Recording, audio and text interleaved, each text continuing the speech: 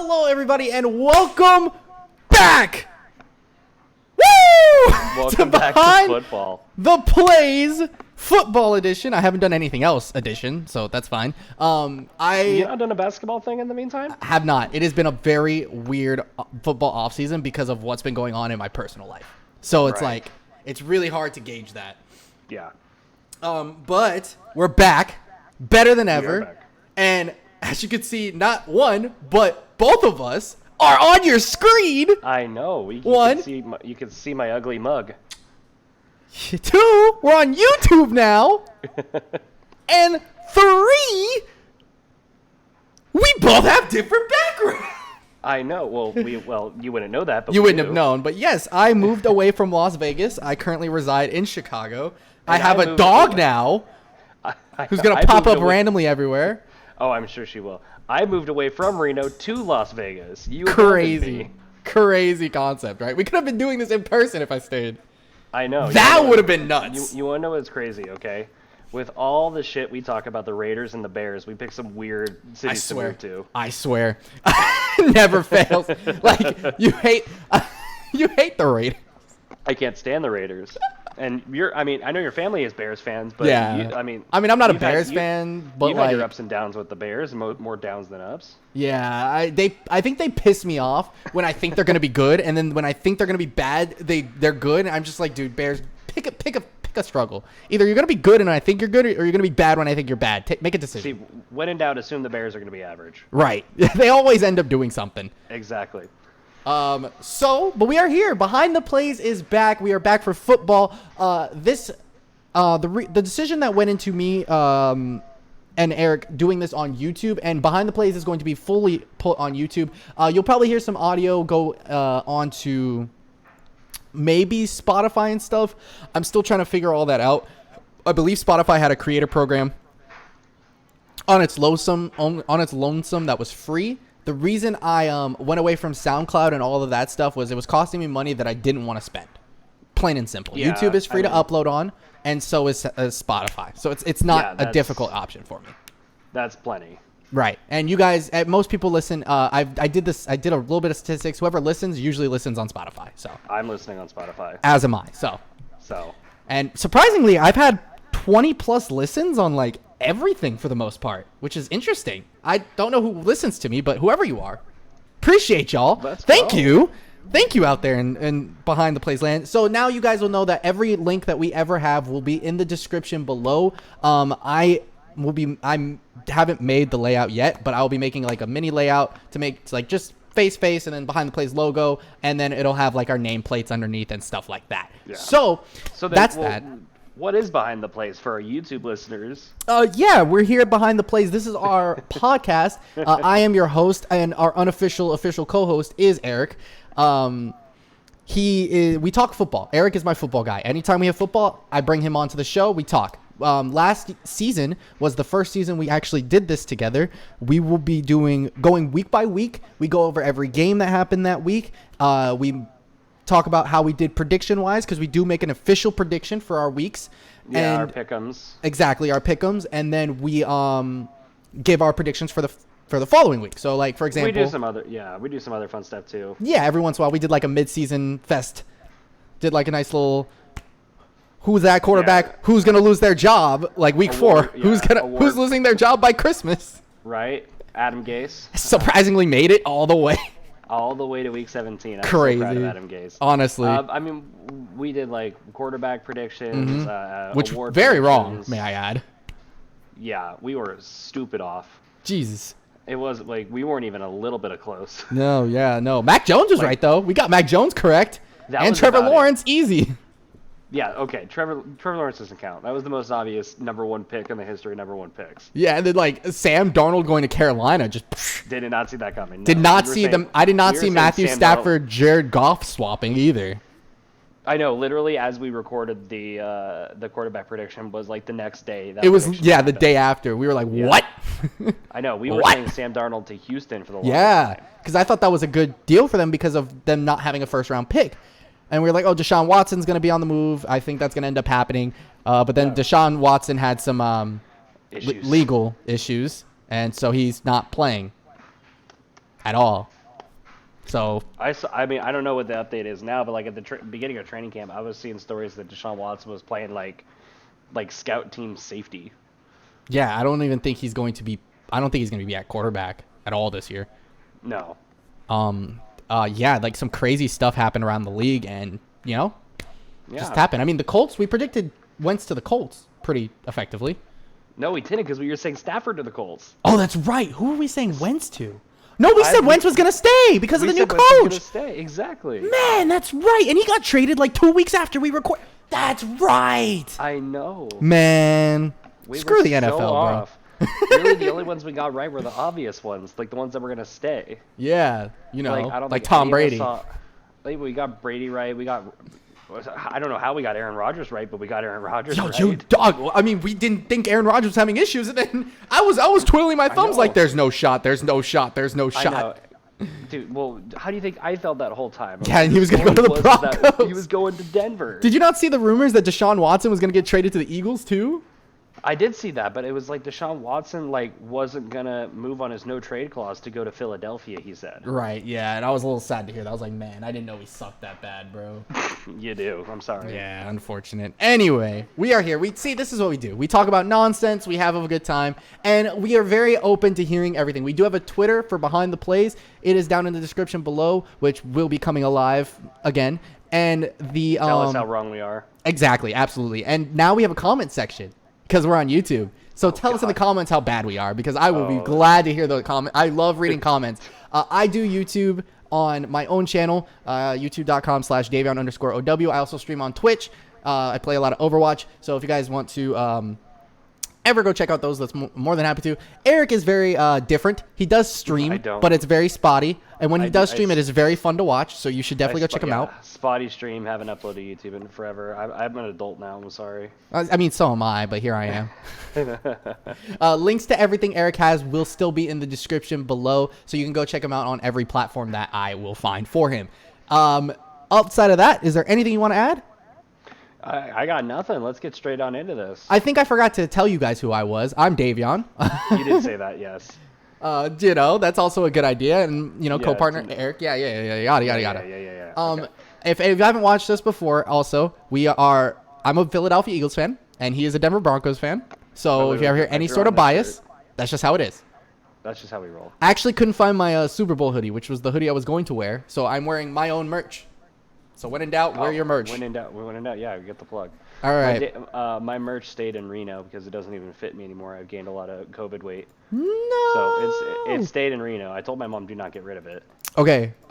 Okay. Deal for you. If you beat me this season, I'll send you I'll send a Davion. I'll buy myself a Davion OW hoodie. I'll personally sign like the inside of it somewhere, or like the inside of your sleeve, and then I'll send it back to you. I'll send it to you in Vegas. If you beat me this season, I'll find a clip of me singing "Fly Eagles Fly" and we can put it in one of the videos. Oh yeah, definitely. Cool. Yeah, it sounds like a plan to me. Cool, that works. What's our week 10 bet though? We'll cross that bridge when we get there. Yeah, that's a week 10 thing. That's a week 10 issue. Yeah. So last season, we did our predictions. We went through every week, highlighted a couple games that we were very interested in seeing. This season, I wanted to go a little bit of a different route because I felt that was excessive, to say the least. So we're giving a conference power rankings, but it's mostly based off of the records we see. I think my record predictions. I'm sorry. Yeah. We've gone through each game separately. Game, all 18 weeks, all 17 games, and said like this is the team I think will win, which of course could be dramatically different if players get hurt, whatever. But as of right now, these are our predictions. Right, like last based season, off of the records we think that they're going to have come week 18. Yeah, last season both of us had the Eagles going to the conference finals, and they finished last in their division. So you never know. They finished with what, like the 6th pick or something like that? We got the 6th pick, traded back to the 9th pick, and we've been fleecing draft picks ever since. Like we just traded some offensive linemen we weren't using and a 7th pick to Indianapolis for a 6th. I was like, dang, we are just fleecing picks. Yeah. So there you go. The Eagles are in fact rebuilding. We are in rebuild mode. Yeah, the Eagles are a weird team. I'm the only reason I continuously say that they have a potential to do good is because not like even outside of me being a fan of the Eagles, they're all question marks. Like everyone on the roster is a question mark. Like their best receiver now is a rookie who could be really good. You never know, right? Jalen Hurts, we saw him 4 games last year, and those 4 games he did really good. Like he's a year 2 guy. Like you don't know. And year 2s tend to win MVPs for some god awful reason. So like you never know what's gonna happen. Then they also tend to be Drew Lock sometimes. Yeah.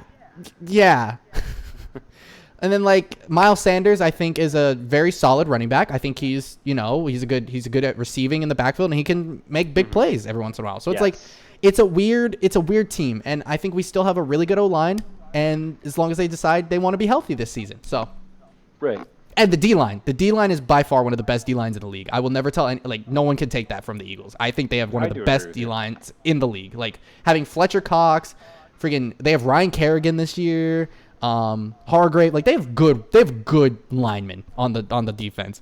The thing that they need the most is a secondary, but that's like, it's like they have potential there. They just never live up to the potential, and then everyone gets hurt. It's so weird. The Eagles are weird. Always a weird team. Yeah.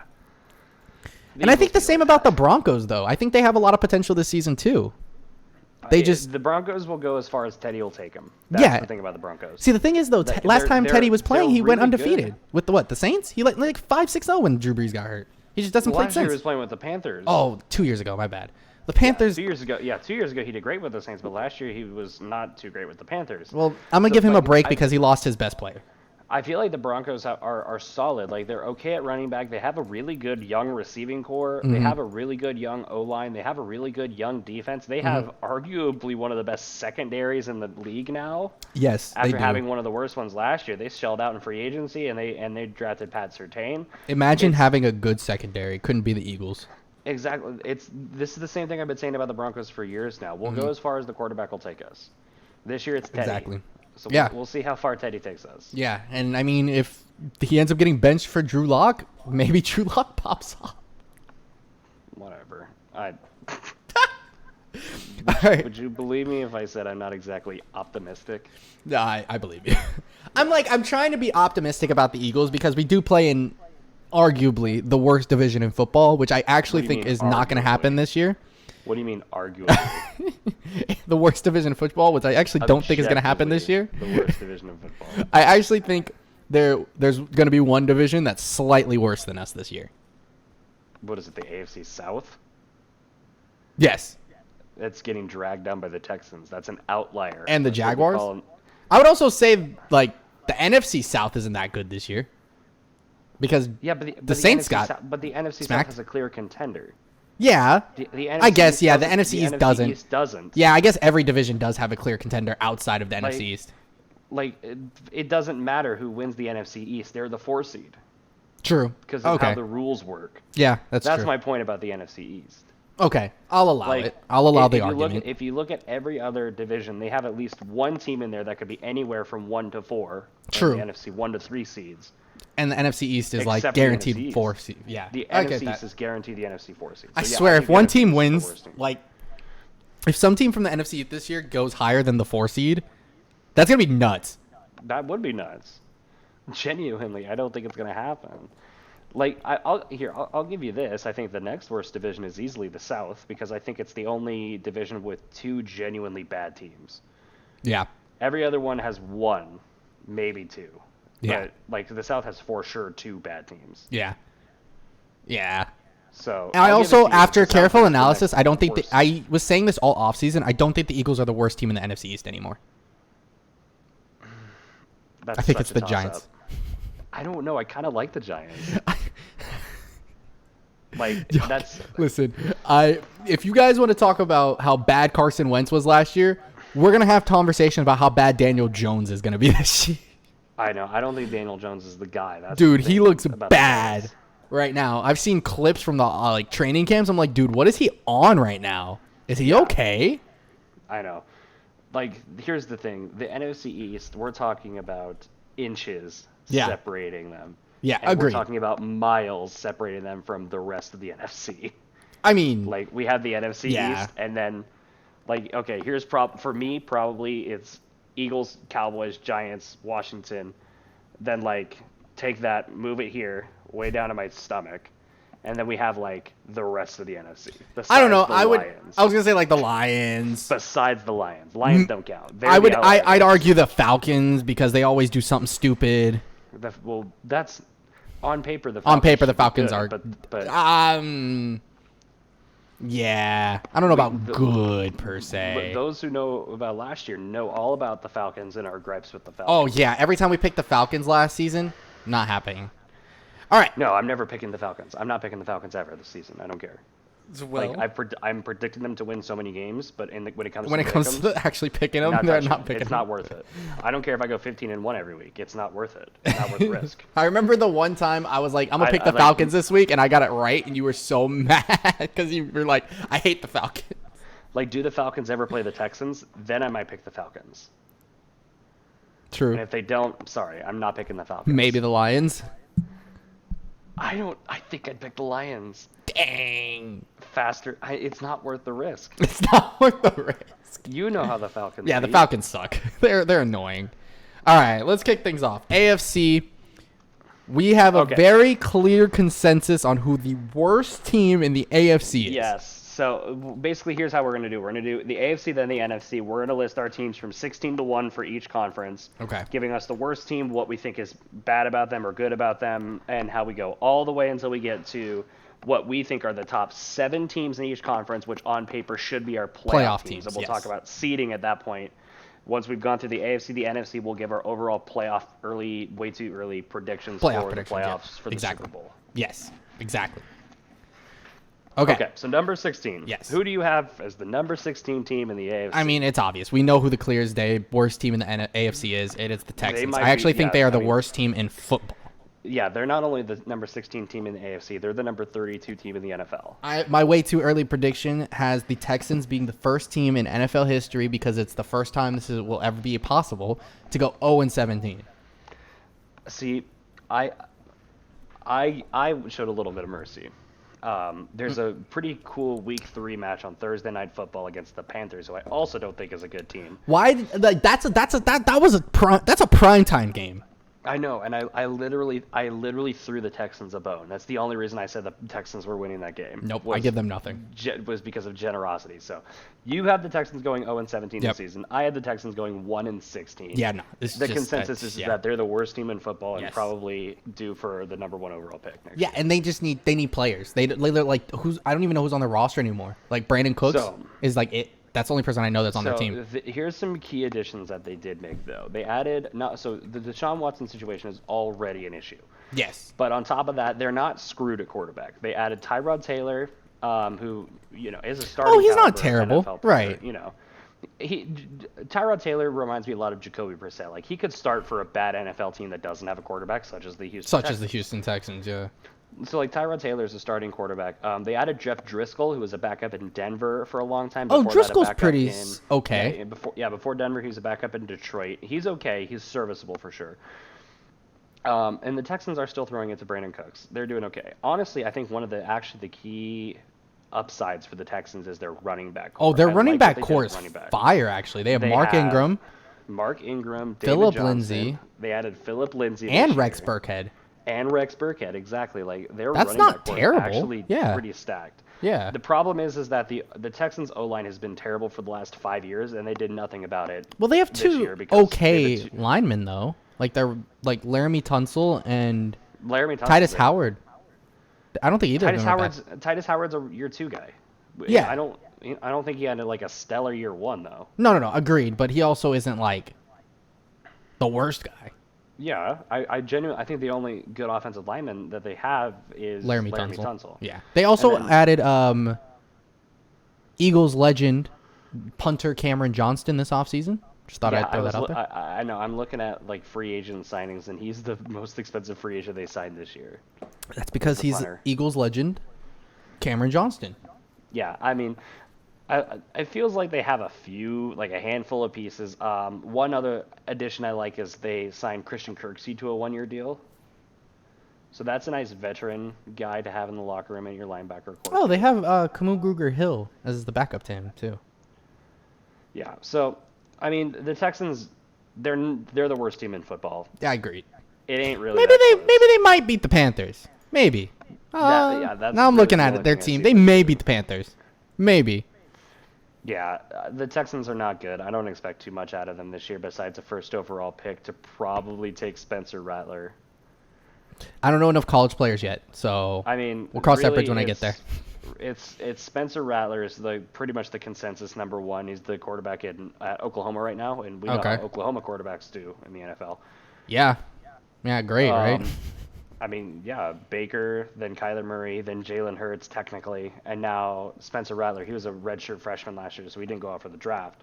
But he'll probably be the number one pick this year. Wait, so he was a redshirt. He was a redshirt freshman. Oh, he started last year, but he was in his second year. He was a freshman. Yeah. Redshirt. Okay, I'd really have to think about that for a minute because I know how the redshirting works, but it hurts my head because in the NFL, for you to be eligible for the draft, you have to college standards. You're either a sophomore, redshirted, or a junior. Correct? Yes. That's when you can elect a redshirt sophomore, or a junior. Right. That's okay. when you can declare. Yeah. So he'll probably declare for the draft. He'll probably be the number one overall pick.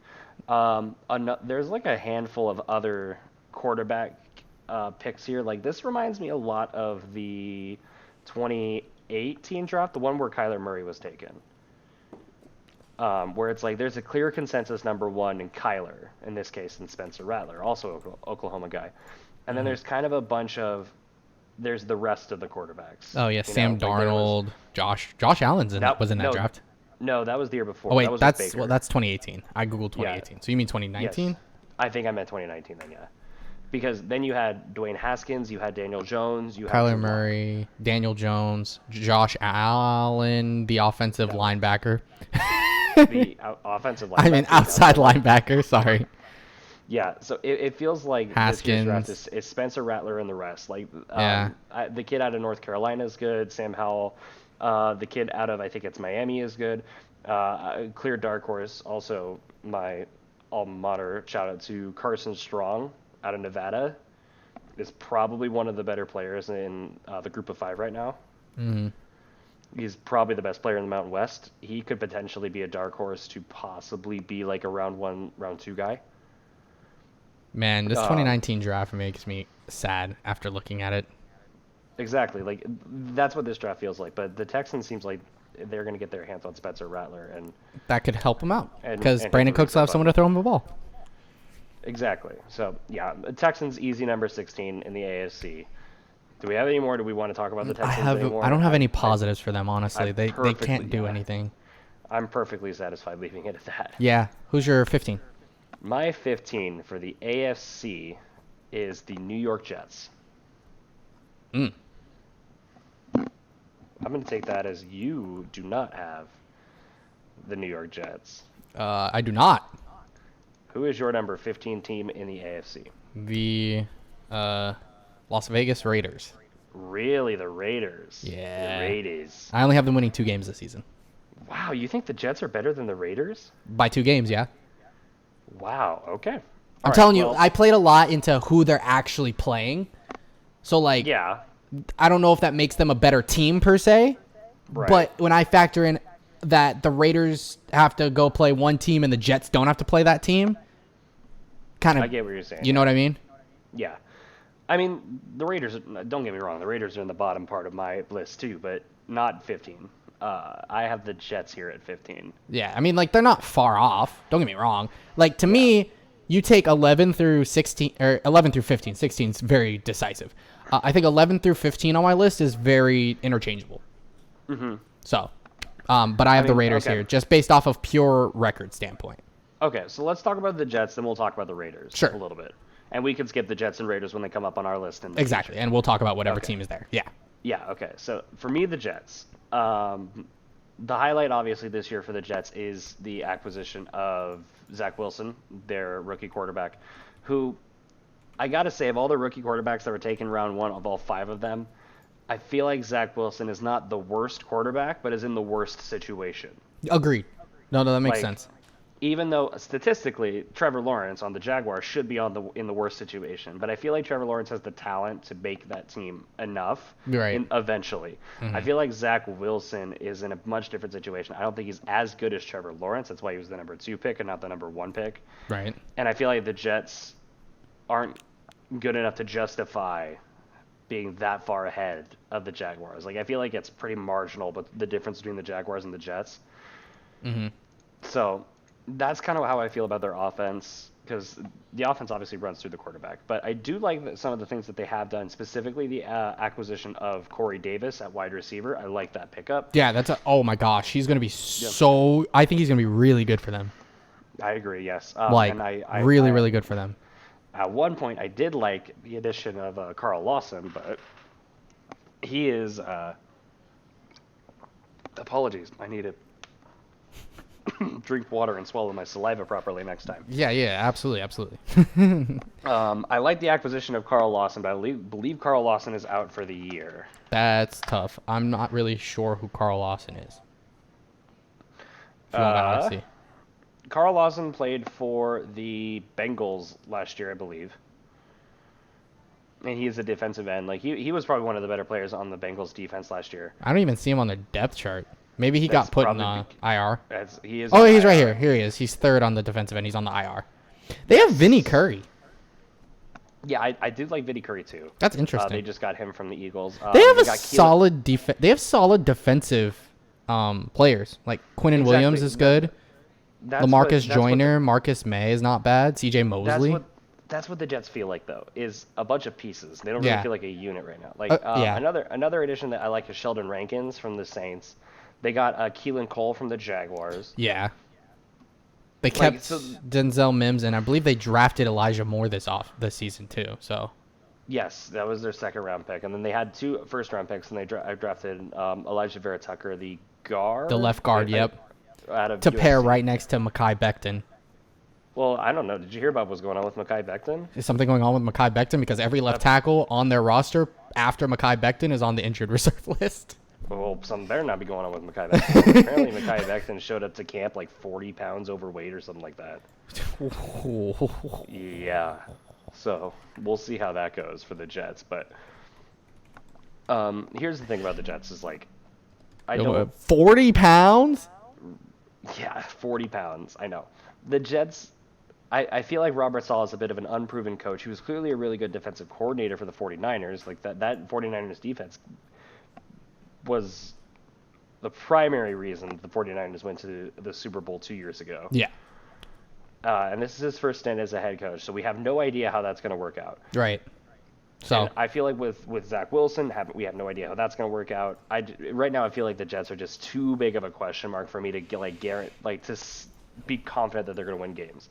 Yeah. Right now, I have the Jets going 3-14. I have them going 4-13.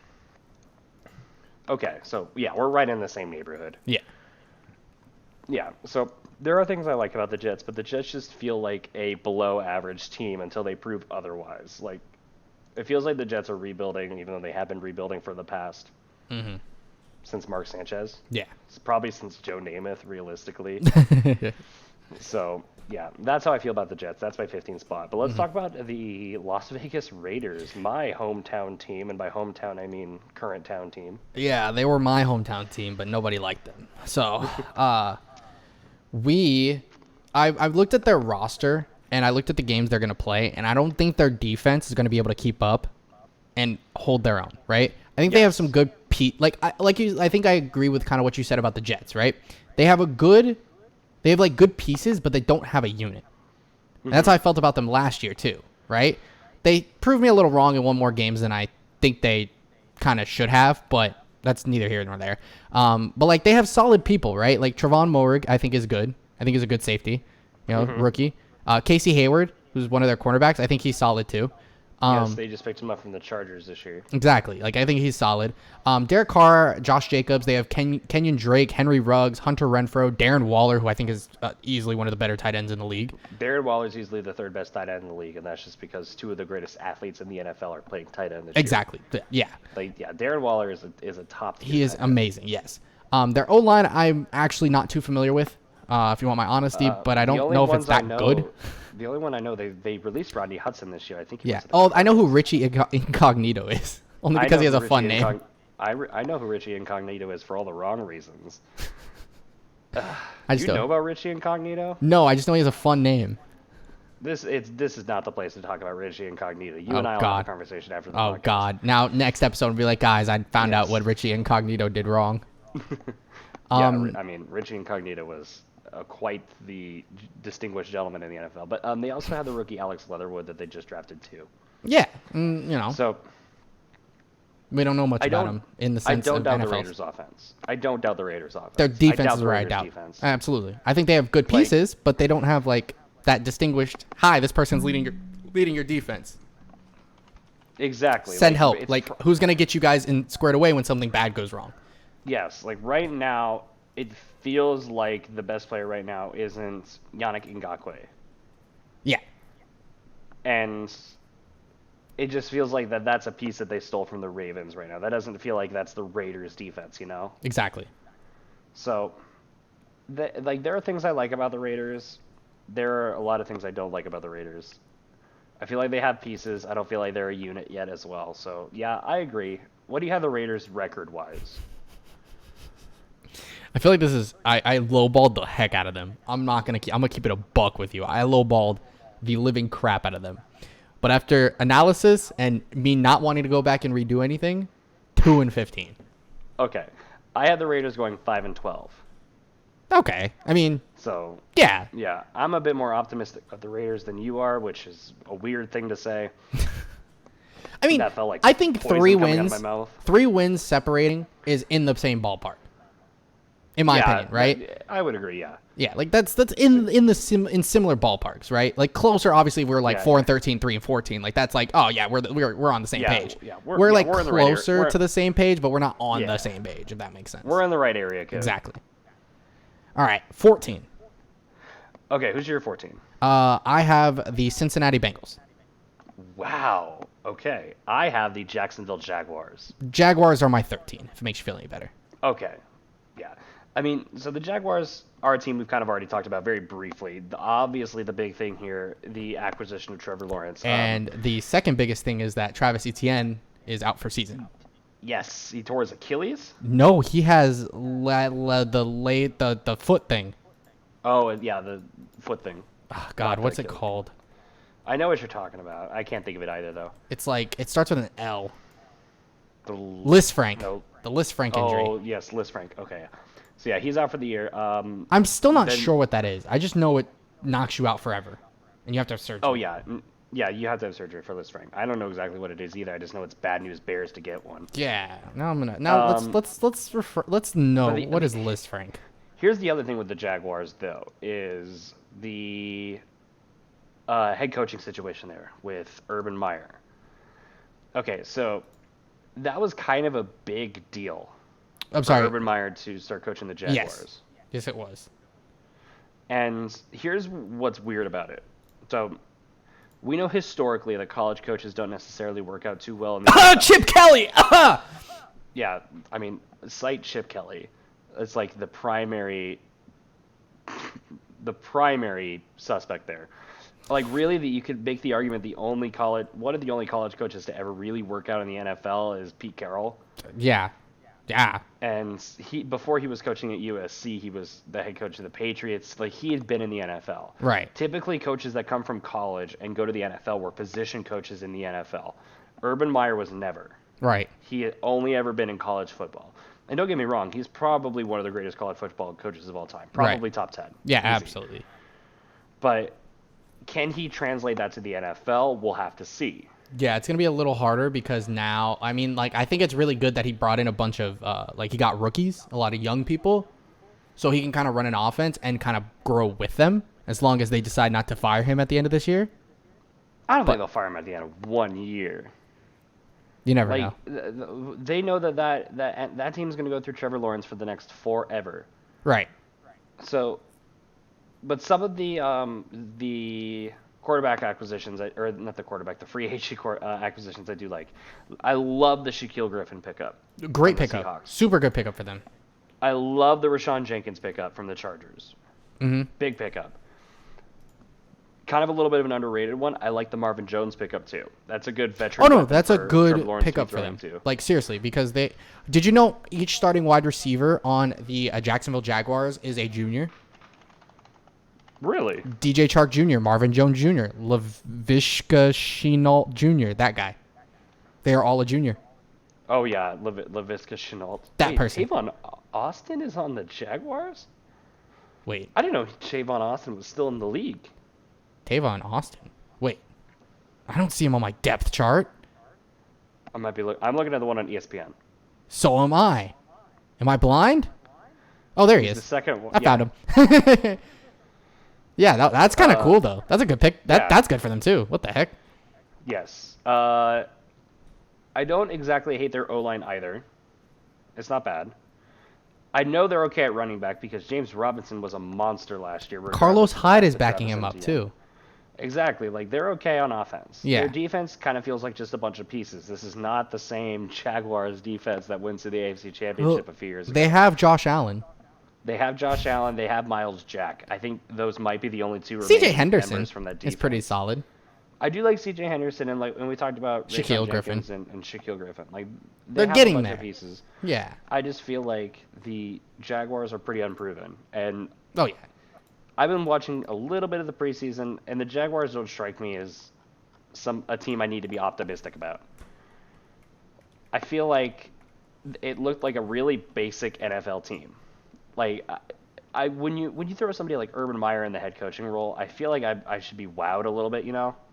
Mm-hmm. But I kind of felt like I was just like, this feels like the same Jaguars, but now they have Trevor Lawrence. Right. Yeah. Exactly.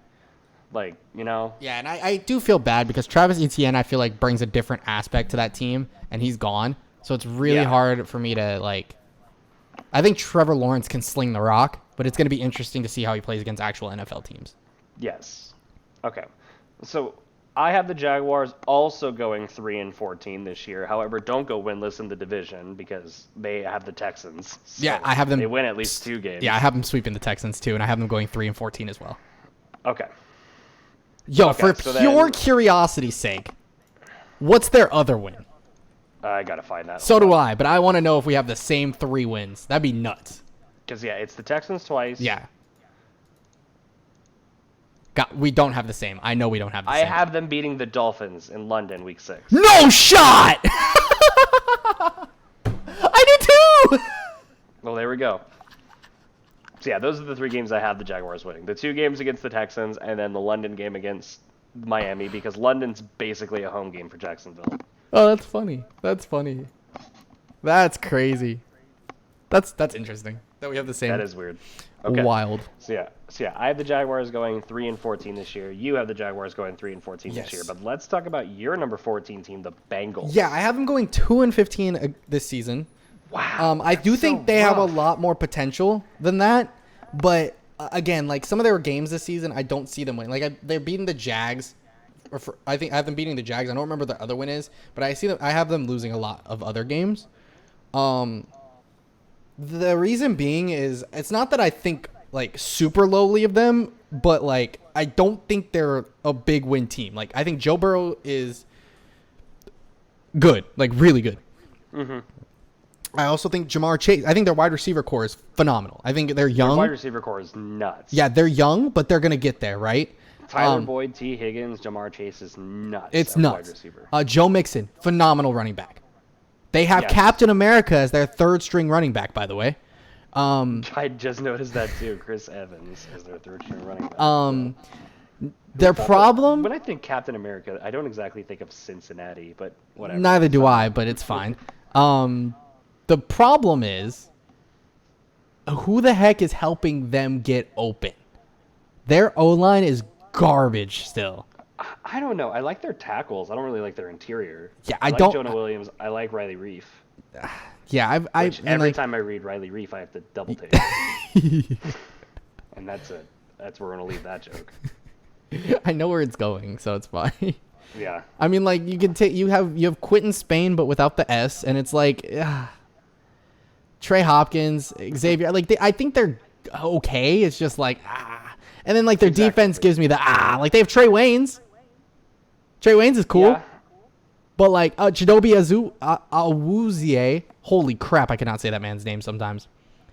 But again, like that's like it for me. That does it for me. You know. I do like I do like Trey Hendrickson a lot.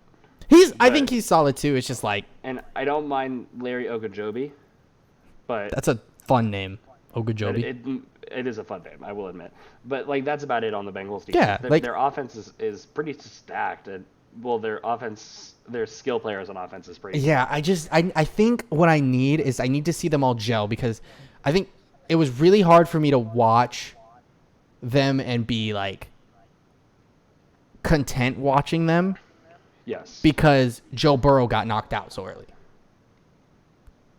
So it's like, yeah, it's really hard for me to judge. And Joe Mixon's good. We know Joe Mixon's proven. I think their wide receivers are really good. Jamar Chase hasn't really played. I feel like T. Higgins, he's going into is this his second year? I think so. So it's like, I mean, like I know what you're capable of. I think you're solid, but now I'm like, can you be that guy with Joe Burrow? Because I think it's a Joe Burrow proof season. Like he's going into his second year. We know it's all good, but he's gonna come off that injury and be okay. That's my big thing. So yeah, that's the biggest question mark. And can the O-line give him time? Because he was really struggling with running, or like he was really struggling with sacks last year, and like actually having to scramble around. So yeah, so I like Joe Burrow. I believe in Joe Burrow. I think he's gonna be a superstar in this league. I do too. I think Jamar Chase also is a great pairing with them. I think they drafted, as much as I really wish they would have drafted the O lineman from Oregon. Penei Sewell? Yeah, as much as I wanted them to draft Penei, I understand why they took Jamar Chase to pair with Joe Burrow, because they've won a natty together. Like the whole ring thing. Like we know what they're capable of together. Yeah. So. Okay, so then you had the Bengals, you said, going 2-15? Yes. And then the Jaguars are right above them now at 3-14 at my 13 spot. Okay, so I have the Bengals. I believe in Joe Burrow, and I think he's good enough. I feel like Joe Burrow can will that team to 6 wins. I have them 6-11. Hold on. So you have your 14 team at 3-14, and then you jump straight to 6 wins?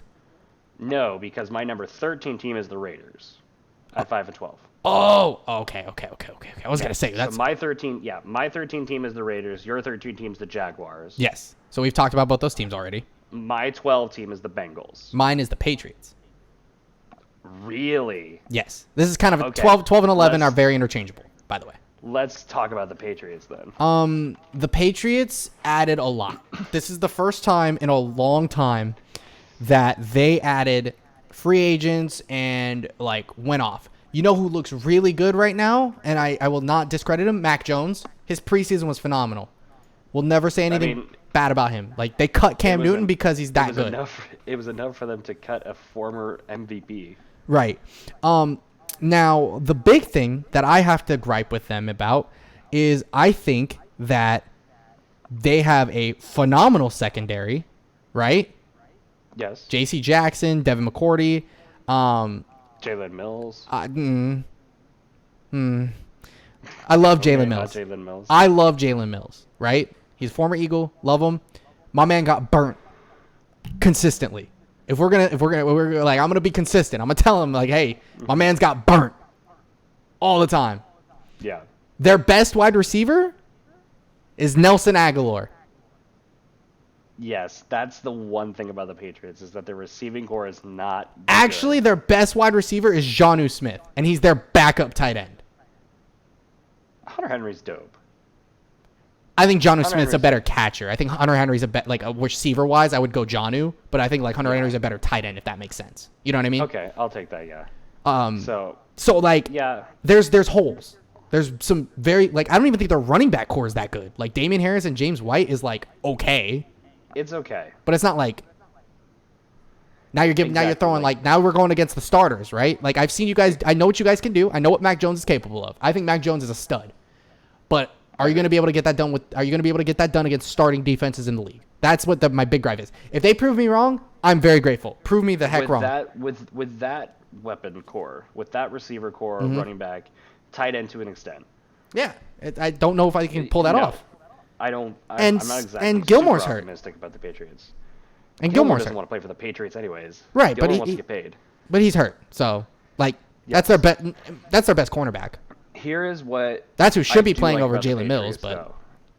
Here's what I do like about the Patriots is their O-line is ridiculously good. Oh, their O-line's phenomenal. They're going to give Mac Jones all the time in the world. Their O-line might be one of the best in the NFL. Absolutely. Top 5 probably. Oh, yeah, and absolutely. Their defense is nuts. Yeah, their defense is cracked, but at the secondary, it's their like linebacker core is one of the best in the NFL. Oh yeah. Matt Judon, freaking Kyle Van Noy, Dante Hightower, and Matt Judon is ridiculously good. Yeah, that's ridiculous. Their D line's above average to decent. Yeah. They're not terrible. Like I think Lawrence Guy is a really good defensive tackle. Like I think they have really solid defensive. I honestly like. I'm not hating against their defense. Their offense and lack of skill, like. Outside of Mac Jones, gives me questionable vibes. Like I'm like, are you guys gonna be able to put points? Like it's gonna be things where like, to me, if this team wins games, it's gonna give you like Broncos vibes, where their offense wasn't that great, but their defense was popping off. That's the vibes I'm gonna get from them. That's how it's gonna have to be for them to do well. Yeah, I don't think they're a Super Bowl team, obviously, but it's like that's how they're gonna have to do. No, they're not a Super Bowl team, but I am optimistic about the Patriots' future under Mac Jones. Agreed. Oh, I'm super optimistic. If they can keep this O-line intact. And Mac Jones is playing how he played in the preseason. Oh, man. No, that team's going to be solid. They need to give him some skill players, though. That's it. Give him some skills. Okay. So then, what are you doing for the Patriots? What's your record there for the Patriots? 4-13. Okay. Very interchangeable because I also think they could win like 7 games. Okay. I'm not even going to mention this because you're going to think I'm absolutely nuts. I'm not touching it. No, you have to say it now. You have to say it now. Fine. I have the Patriots going 8-9. I don't think you're nuts. I genuinely think they could do that, but like, I think the lack of skill position is going to hurt them in the long run. Like the lack of Nelson Aguilar being your best receiver. I've seen this already happen. I know what the results are. Your quarterback can be God, and he's gonna. The Patriots fail. Are an average NFL team. Yeah, no, I think they're a below average NFL team right now. Yeah. I think next year, if they add like Nelson Aguilar can be your second receiver. He can't be your best receiver. Yes. It's very Houston Texans last year. Yeah, exactly. He can't be your best receiver. Don't get me wrong, I love Nelson Aguilar. I think there's a reason he's a Super Bowl champion, right? He was on that roster. He played literally like all the time. He was literally our second receiver behind Alshon. Mm-hmm. Like there's a reason he was there, right? Yeah. He's not a number 1 guy, and I love Aguilar. Okay. So you have the Patriots at 12, you said? At 4-13? Yes. Okay, so then my 12 team is the Bengals, so we can move on to 11. I have the Jets here, going also. That's where you have the Jets. 4-13. Okay. I have them tied with the Patriots. Actually, technically, I guess if you want to get real technical, the Jets should be at 12 because of the division record. So your top part of your AFC's got to be super high, super heavy. Oh yeah, it's very. You got to have a lot of wins at the top. Of the dog, AFC. The top of the AFC's wildin', bro. Yes. For me. So my number 11 is the Denver Broncos. Oh. Huh. And I have the Denver Broncos at 7-10. Huh. I have a lot of 7-10 teams in the AFC, but the Broncos have the worst division record. You want to know? I have one. I have one 7-10 team. Yeah, I have. And it's not who you think it's gonna be. Yeah, I have. Actually, I only have 2. No, I have a lot in the NFC. That's what I'm thinking of. But I only have 2 here. But the one with the worst divisional record was the Broncos. Mm-hmm. Okay, so let's talk about the Broncos. So the Broncos are my team. Here's the thing about the Denver Broncos. Okay, I feel like they have a good enough running back core. Okay, I like Melvin Gordon. And I like their rookie Javonte Williams. Yeah. They have a good young receiving core. Cortland Sutton, Jerry Jeudy, KJ Hamler. Solid. On top of, I know, all the 4 and 5 guys. Tim Patrick, Deontay Spencer, Deshaun Hamilton. I like their receiver core. It gets the job done. Yeah. I think Noah Fant has star potential in this league if he continues to develop. Oh, yeah. Noah Fant, I think, is going to be a stud at one point. I like their offensive line. I don't like their right tackle in particular. Mm-hmm. I like just about everywhere else. Garrett Bowles is a franchise left tackle, which is weird to say because he kind of proved that last year. Before that, if you had asked me on September 1st when we were recording this of 2020, Garrett Bowles is a bust. But last year we talked about that because we were talking about how Garrett Bowles was like potential to actually be like bad. Like you were like, oh, I don't like him. And then I didn't like Garrett Bowles. And then I think at the draft this year, you were like, we don't need offensive linemen. We have Garrett Bowles. I know, like I don't know what happened this year, but he had the most insane year last year. I like Garrett Bowles. I like their left guard Dalton Reisner. I think this is his third year, maybe. Yeah, he was drafted at the same time Drew Lock, so this would be his third year. Okay. Lloyd Cushenberry, I believe this is his second What a year. name. He's a young guy too. And then Graham Glasgow they just acquired from the Lions, I think. Maybe the Bengals, one of the two. Mm-hmm. And I like their backup guard too, Quinn Miners. Have you ever seen the guy? No. Dude, he's got a gut probably the size of like James Harrison's chest. Sheesh. Wait, it's sheesh. Yeah, he is hilarious. He's just funny looking, and I like him a lot. That's crazy. Okay, so looking at the defense. Mm-hmm. Their defensive line is decent. I like Mike Purcell at nose tackle. Their ends are okay. Their wide receiver core is, their linebacker core is great. I like Bradley Chubb and Von Miller on the edge. Von Miller returns from injury this year too. Mm-hmm. Their middle linebackers are decent enough. Alexander Johnson, Josie Jewell. Right. Okay, they're both really young guys. They have easily the most upgraded secondary in the NFL. Yeah. I don't know if I'm going to commit to it's the best, but it's up there. Yeah, no. Sure. I think when you talk about people that came from the Eagles that I actually still have a lot of respect for that didn't get enough respect on the Eagles, Ronald Darby is one of those people. Yeah, so their two starting corners right now are Kyle Fuller and Ronald Darby. Which is you know really who good. their backups are? You know who their backups are? No. I'm looking at them because Pat Surtain was drafted this year, and Bryce Callahan is amazing. Bryce Callahan was one of the best corners in the NFL last year. And he's a backup. And he's their backup. That's how good their secondary is. And Justin Simmons at free safety? Disgusting. Kareem Jackson is a great veteran leader, too. Yes. So why do I have the Broncos going 7-10? Oh, well, I know. Because this team will go as far as the quarterback will take them. Yep. And but Teddy Bridgewater has the chance to take them, like, they could potentially make the playoffs this year if they play their cards right. Well, here's the thing about Teddy Bridgewater is that he is not tall and not white. So he's a change of pace for the Denver Broncos. True. Ever. True. Like true. let's think about all the quarterbacks to recently start for Peyton Manning, the Denver Broncos. Drew Lock, Peyton Manning, Drew Lock, Trevor Siemian, Case Keenum, Brandon Allen, Brock Osweiler, all a bunch of tall white guys. Yeah, Teddy Bridgewater is a change of pace. Teddy Bridgewater is a change of pace. He's like 6 foot, so he's not the tallest dude in the world. And he's black. Exactly. So, if the Denver Broncos are going to have any success this year, it's going to go through Teddy. Okay. And I'm cautiously optimistic about it. I think there's a chance. I think you guys have some talent, clear talent on your roster. Yes. Let's just see. It just depends on how it's going to be really put on the quarterback. And yes. I actually have you guys going 8-9. Okay. But I think you guys have potential to. I have you guys at 9 on my list. I actually think you guys have potential to make it to the playoffs. Like, I think you guys have the potential. It depends. Like, your quarterback is so critical in this option because you guys don't know what you're going to expect from that position. Yes. You kind of know what to expect from everyone else, though. Yeah, I feel like the Bengals and below, everything I've said on my list, are the teams that I'm pretty confident will make the playoffs. The Broncos is like the first cusp team. The Broncos, and it's a hard maybe for the Broncos. But Yeah, no, they're a hard maybe. They're a hard maybe. I think after when you get to 10 on my list, like the Jets and below, which is 11. After that, I think it's like obviously these are the teams that could contend. My 10 and 11 had the same record, so that's why I kind of mine don't. They're separated by a game. Okay, so that's how I feel about the Broncos. The Broncos will go as far as Teddy will take them. Right. Which I'm cautiously optimistic. Nice. Will be whatever. I honestly think I'm looking forward to how the Broncos perform this year because I've easily become a slight Broncos fan because we do the podcast together. Yeah. Except for week 10. Yeah, no, week 10. Week 10's belly bath. The podcast is going to be a rough. It's going to be a rough podcast. Yeah. Okay. So your number 11 is the Jets. Yes. Who's your number 10? The Dolphins. Okay. That's kind of a shock to me. Yeah, I know because your Dolphins are definitely like a playoff team, aren't they? They're like 10 wins. We'll have to see. I have them at 7 wins. I think they did well last year. But the reason they did well last year, in my humble opinion, and you're going to think I'm really weird for saying this, I genuinely think Ryan Fitzpatrick was a big reason on why they were good.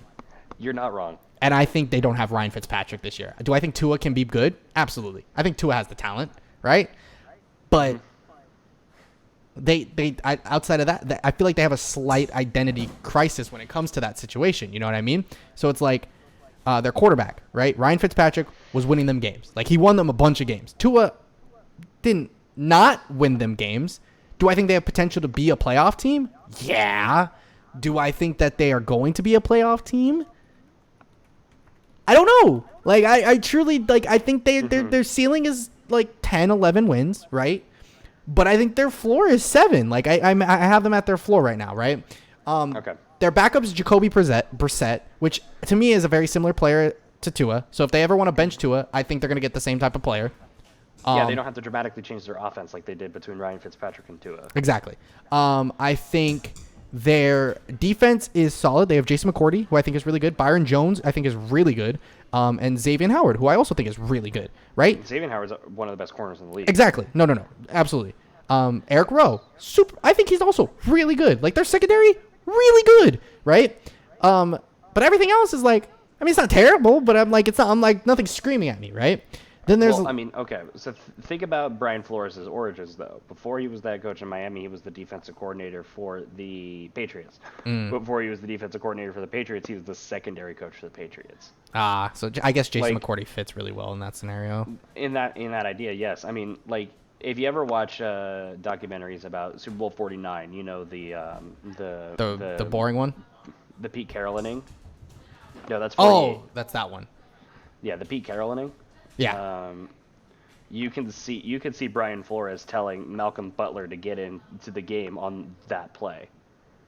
Like, I guess he knew it was going to happen. He was ready. Exactly. He's a wizard. That's crazy. Like, so Brian Flores' defensive philosophy is a solid secondary. Mm-hmm. If they can't throw the ball on you, they're not going anywhere. Right, and I think that this team has a really good secondary. They have a great secondary. Yeah, phenomenal. I agree with you. But that their offense, the rest of their defense is whatever. Their offense is weird. Okay, and I'm not saying this because I think they're bad. I think it's weird. Okay. Yeah. Their receivers are Devontae Parker and Jalen Waddle, who, whereas they are good, I don't know who Albert Wilson is, if you want my honesty, but I know who Devontae Parker and Jalen Waddle are. And I know who their sixth string is, only because he played for the Eagles. I know who Matt Collins is. That's about it. And Will Fuller, the fifth, is suspended for like 6 games. 6 weeks. Yeah. Yeah. After the first 6 weeks for PED. So he'll be up there, right? Like Will Fuller has always been like a 2 guy, but I think he proved that he can be a 1 guy. But he doesn't need to be. No, because you have Devontae Parker and Jalen Waddle, which are both 1 material. Yes. The thing is I'm not sure. Because we don't know what Jalen Waddle is going to bring to the table. They were so weird at quarterback last year that Devontae Parker didn't really get like his time to shine because they were 2 drastically different quarterbacks, right? Dog, I don't know if you guys know this or not because you haven't watched this, but my dog has a bouncy ball and she enjoys throwing the bouncy ball and she'll chase after it herself. So if you ever hear a bouncy ball go off or her throwing it at my feet, it's because she wants me to throw the ball. So you might see a dog sprint. I swear she does. Yeah, she plays solo fetch. She will drop it off the couch and then go chase it.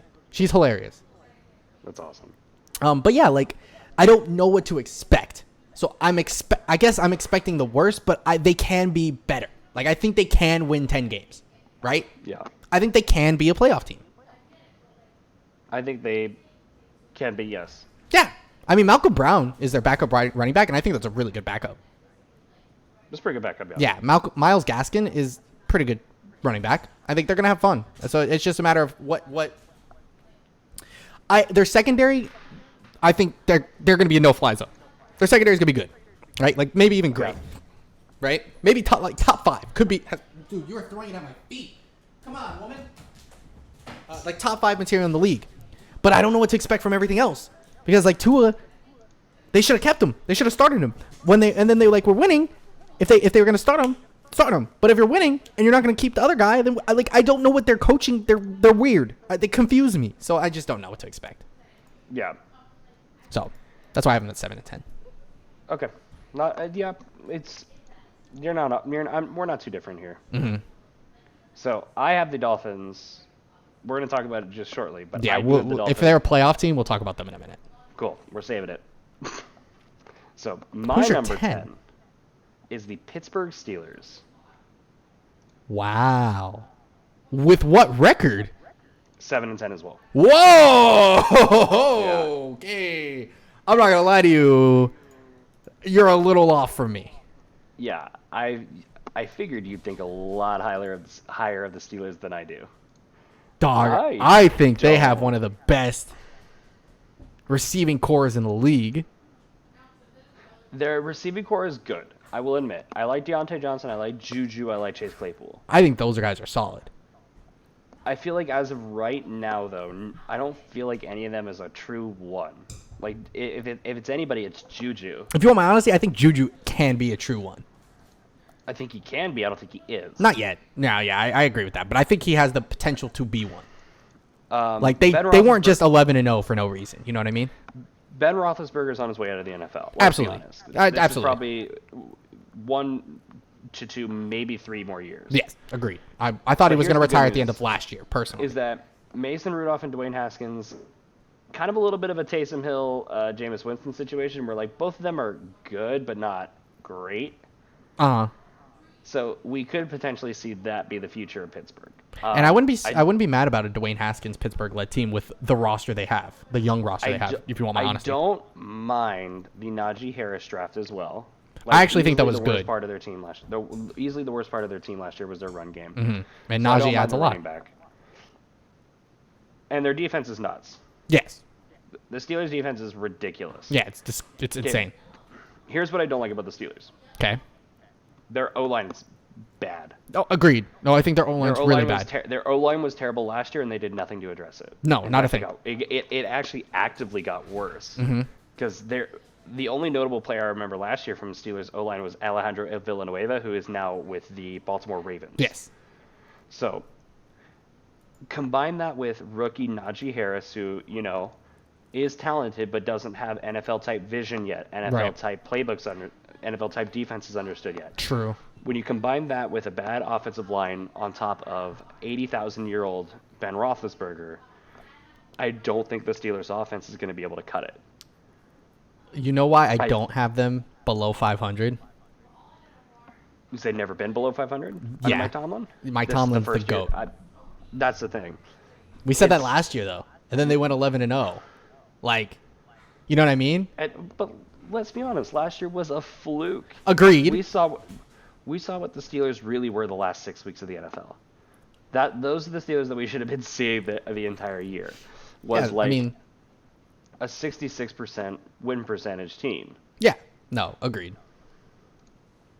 But I gotta give Mike Tomlin his dues, because the fact that the team wins is crazy.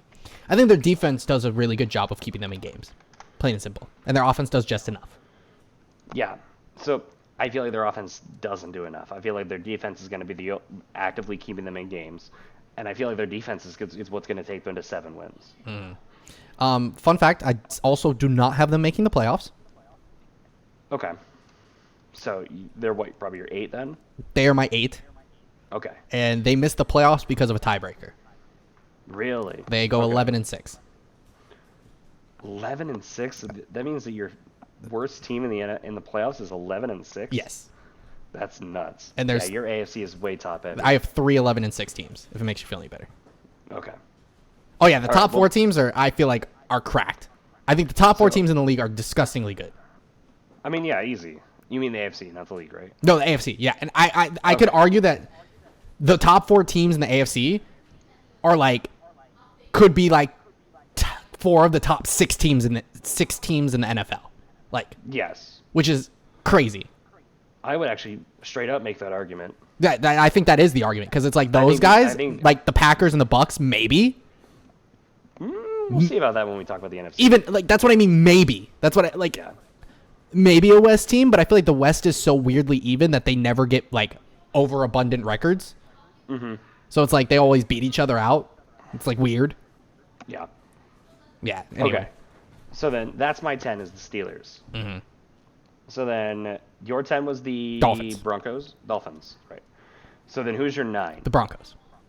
Okay, my 9 is the Patriots at 8-9. Oh, okay. So I lowball. I feel like I lowballed I honestly truly think I may have lowballed the Patriots because I think I'm a little bit too optimistic about the Patriots. I think we might need to meet in the middle at 6 wins.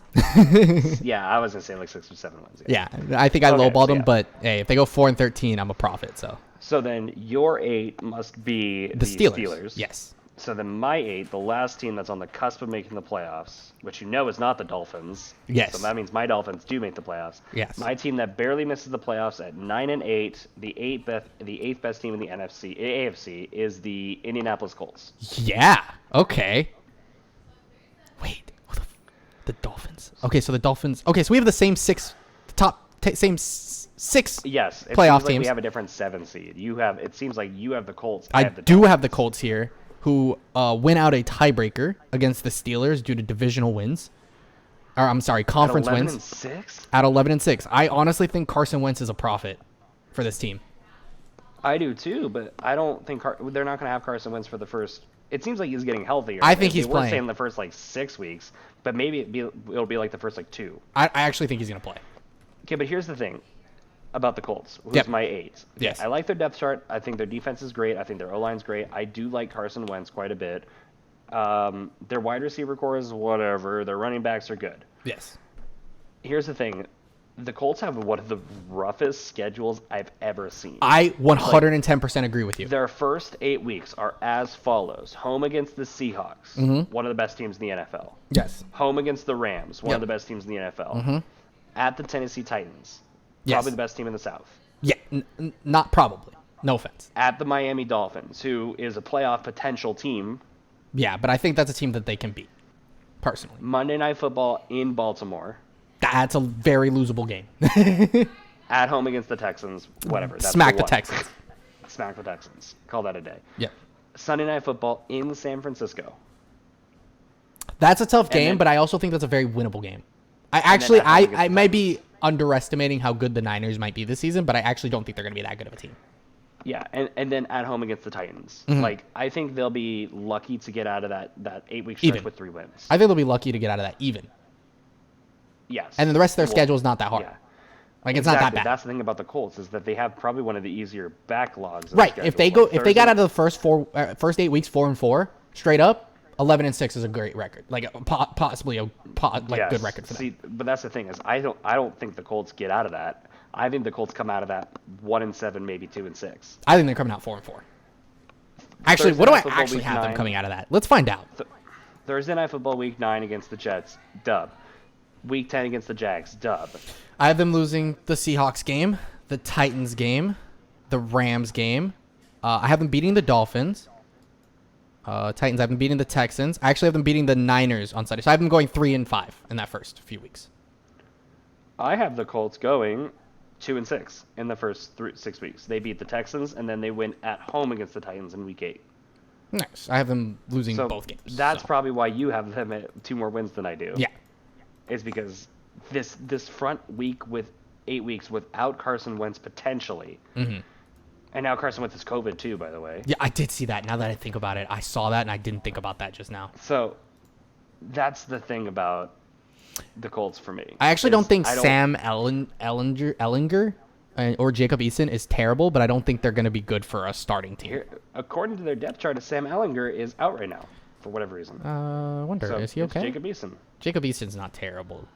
5 or 6 weeks with a knee sprain. Oh, I'm mad. Remember when I was like, guess what, guys? I think Sam Ellinger is gonna get the draft pick. I was like, he's gonna play before Jacob Eason gets played, and then freaking gets hurt. Hate to see it, dude. So right now it's Jacob Eason is the Colts quarterback. Yep, unless Carson Wentz comes back. That's why I'm not optimistic. Ryan Kelly, their center's hurt. Eric Fisher, their left tackle's hurt. T.Y. Hilton's hurt. True. I guess, yeah, they do have a lot of injuries. They're way too beat up for as tough of a front half of the season as they have. And I just don't see the Colts recovering. So but you know what's healthy? And missing playoffs. You know what's healthy? What's that? The entirety of their defense. And it's true. Their defense is disgustingly good. I see them in a very situation to the Steelers, though. But yes, I feel like the Colts are in a better position to recover than the Steelers will be. Yeah, I can agree with that. I think DeForest DeForest Buckner, Darius Leonard, Bobby Okereke, Zaire Franklin, Kenny Moore, Julian Blackmon, Xavier Rhodes. Like, that team is disgusting. They even have Rock Ya-Sin as a backup, by the way. I love him. Love him for no reason. They have the best kicker in the league. You know what I mean? Like, Rodrigo Blankenship, the GOAT. I thought Kareem Hunt was on the Browns. I'm never going to not make that joke, Davion. What do you want me to do? True. It's like telling a peacock not to fly. And then I think their running back core is one of the best running back cores in the league. Jonathan Taylor, Marlon Mack, and Nyheim Hines is insane. It's good. I'm not going to commit to it's one of the best. I think it's one of the best. I think that's an insane running back core. Yeah, so I do like They're young, don't get me wrong. Except for Marlon Mack. Like but, Colts, but another key difference between the Colts and the Steelers, the Colts were playing a second-place schedule because the Titans won the division last year. Mm-hmm. Guess who won the AFC North last year? The Steelers. The Steelers did, so they got to play a first-place schedule. Yep. So that's not exactly optimal. Yeah, so we'll see how it goes. Yeah, so I have the Colts at 8. I have them squeaking in at 7. Okay, so then your 7 seed is the Colts. My 7 seed is the Dolphins. Okay, so we have the same top 6 at least. Don't know the order, but we might have I think we're going to be a little different in the top 4. So yeah, we are now in the playoffs. So our 7 seeds, you have the Colts, I have the Dolphins. Yes. So my 6th best team is not my 6th seed. So how do you want to do this? By seeding or by... I'm going by seeding. Okay, so then we'll do it by seeding at this point. My 6th seed is the Los Angeles Chargers. Same. Okay. 11-6. Same. We agree on something? What? That's right. Okay. I like the Chargers. I love the Chargers. Justin Herbert. Trev, if you're listening. Fire last year. Yeah. Shout out to Trev. Go Bolts, I guess. Dude, Justin Herbert's insane. Justin Herbert lit up the league last year with arguably one of the worst offensive lines in the NFL. Yeah, no. He set every significant rookie record for a quarterback in the league last year with a potato sack at offensive line. Yeah. And they've made dramatic improvements. Their first-round pick, Rashawn Slater, they got the Corey Linsley, I think is his name, the center from the Packers, who was a Pro Bowler last year. Yep. They made dramatic improvements. They get Derwin James back, who was one of the best safeties his rookie year. They have Chris Harris Jr. at quarterback. Chris Harris Jr. at cornerback. Their defense is really good.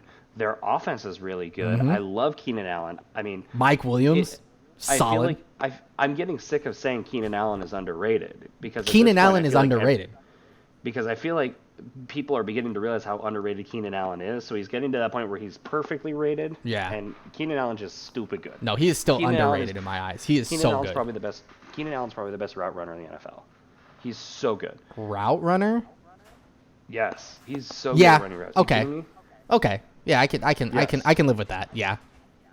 You want to talk about the running back core? Austin Eckler is a threat to catch balls out of the backfield. Yep. I think the Chargers are stacked. Oh, they are very good.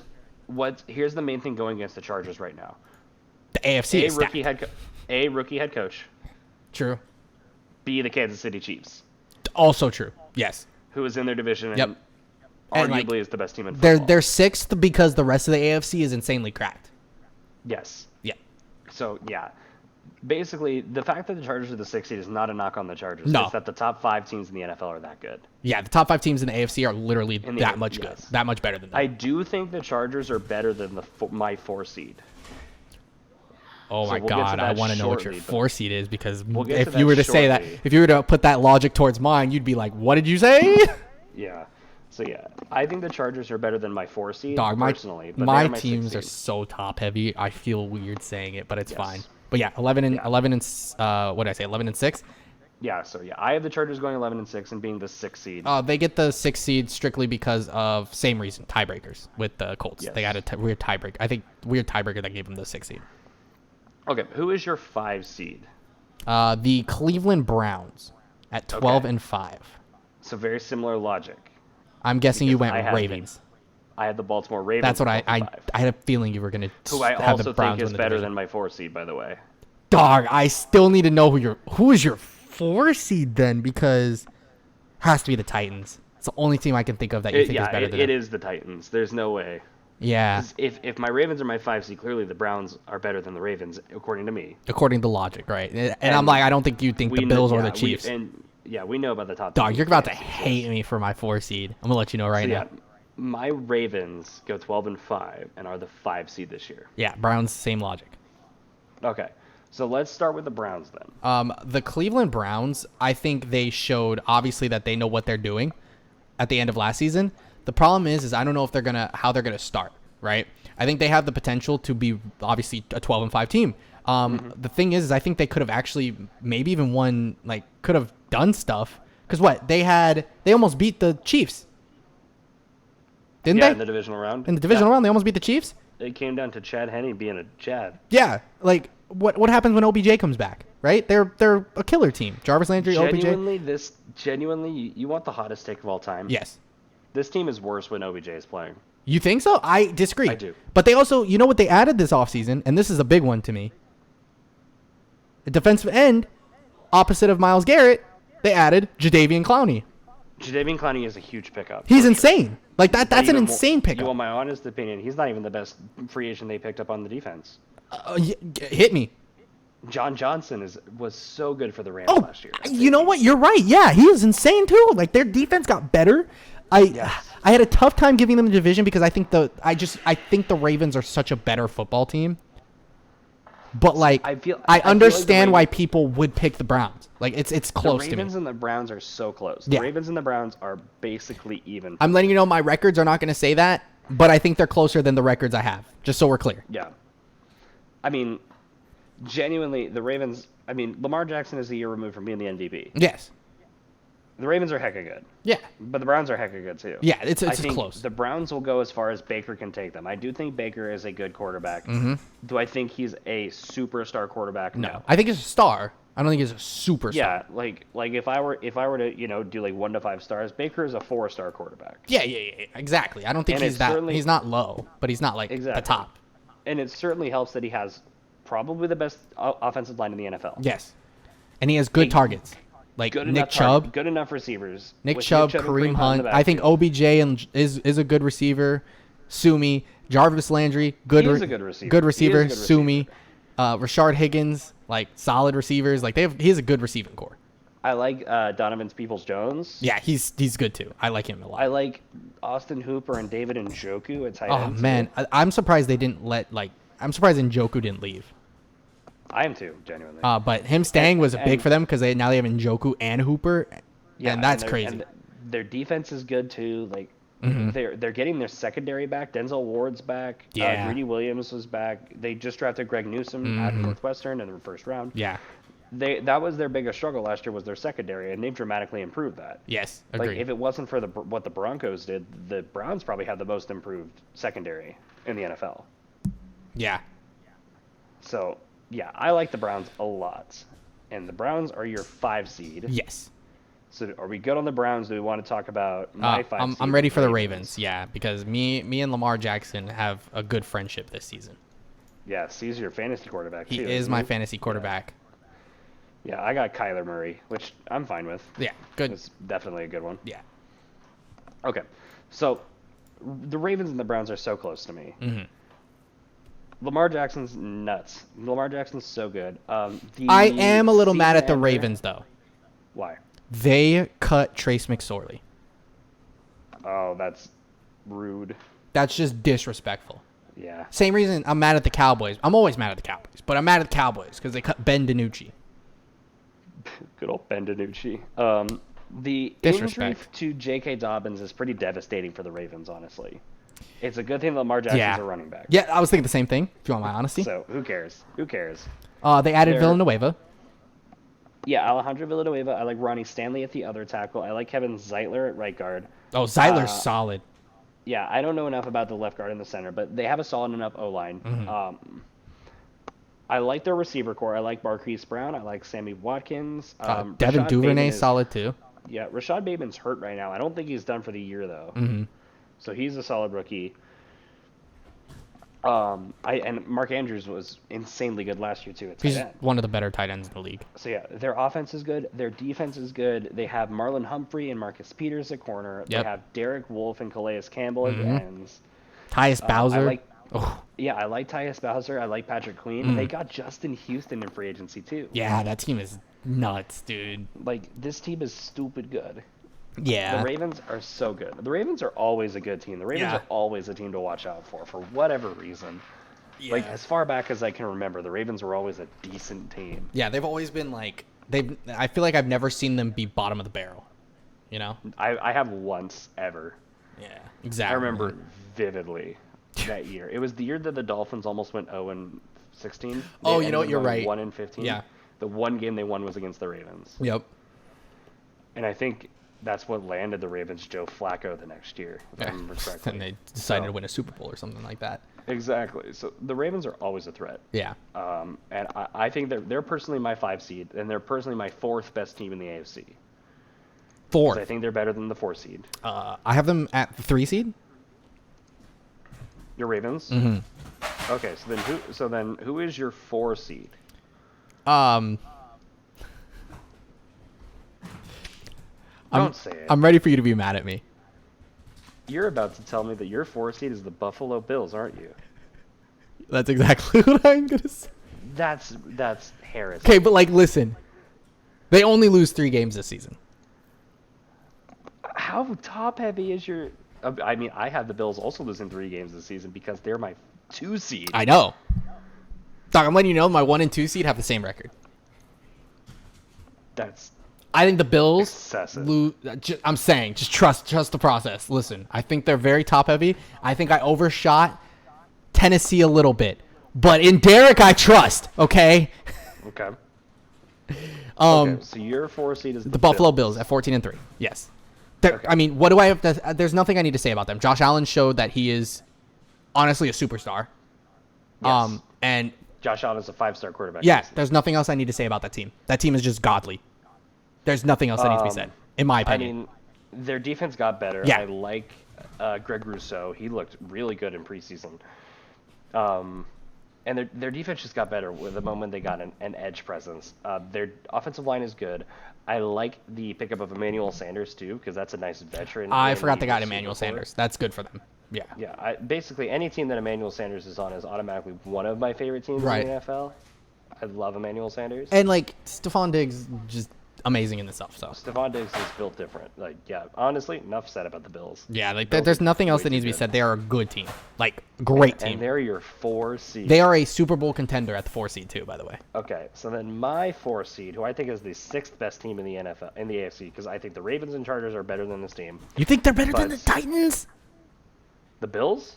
No, I mean I can understand the Bills, right? But the Chargers?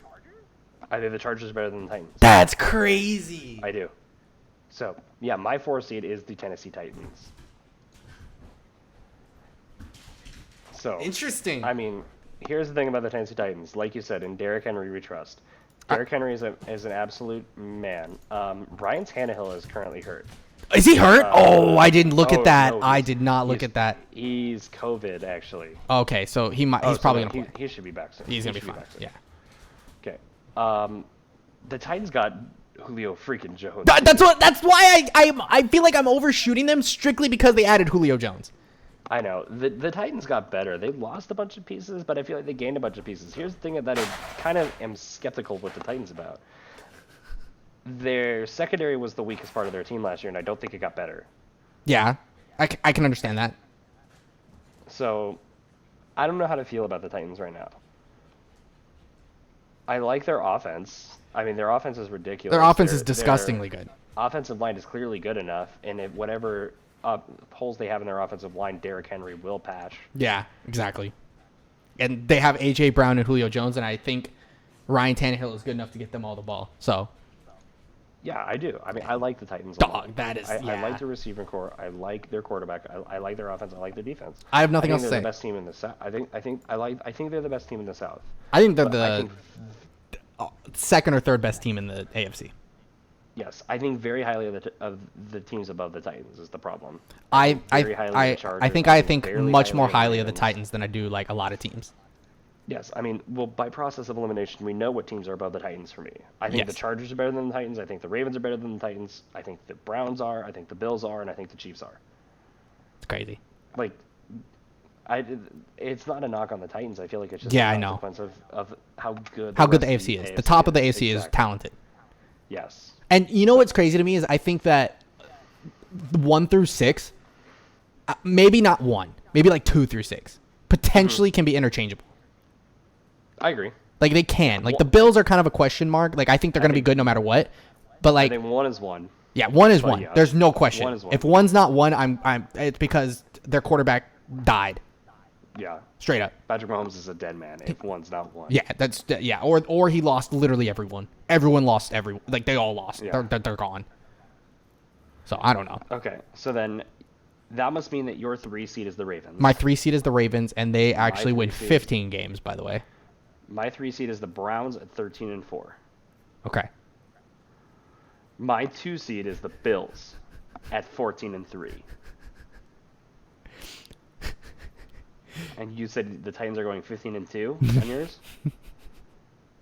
Okay. No. Much. I have them winning 16 games. 16-1? Their 1 loss is to the Chiefs. The Tennessee Titans? Dog, this team is disgusting to me. I had a tough time picking them to lose.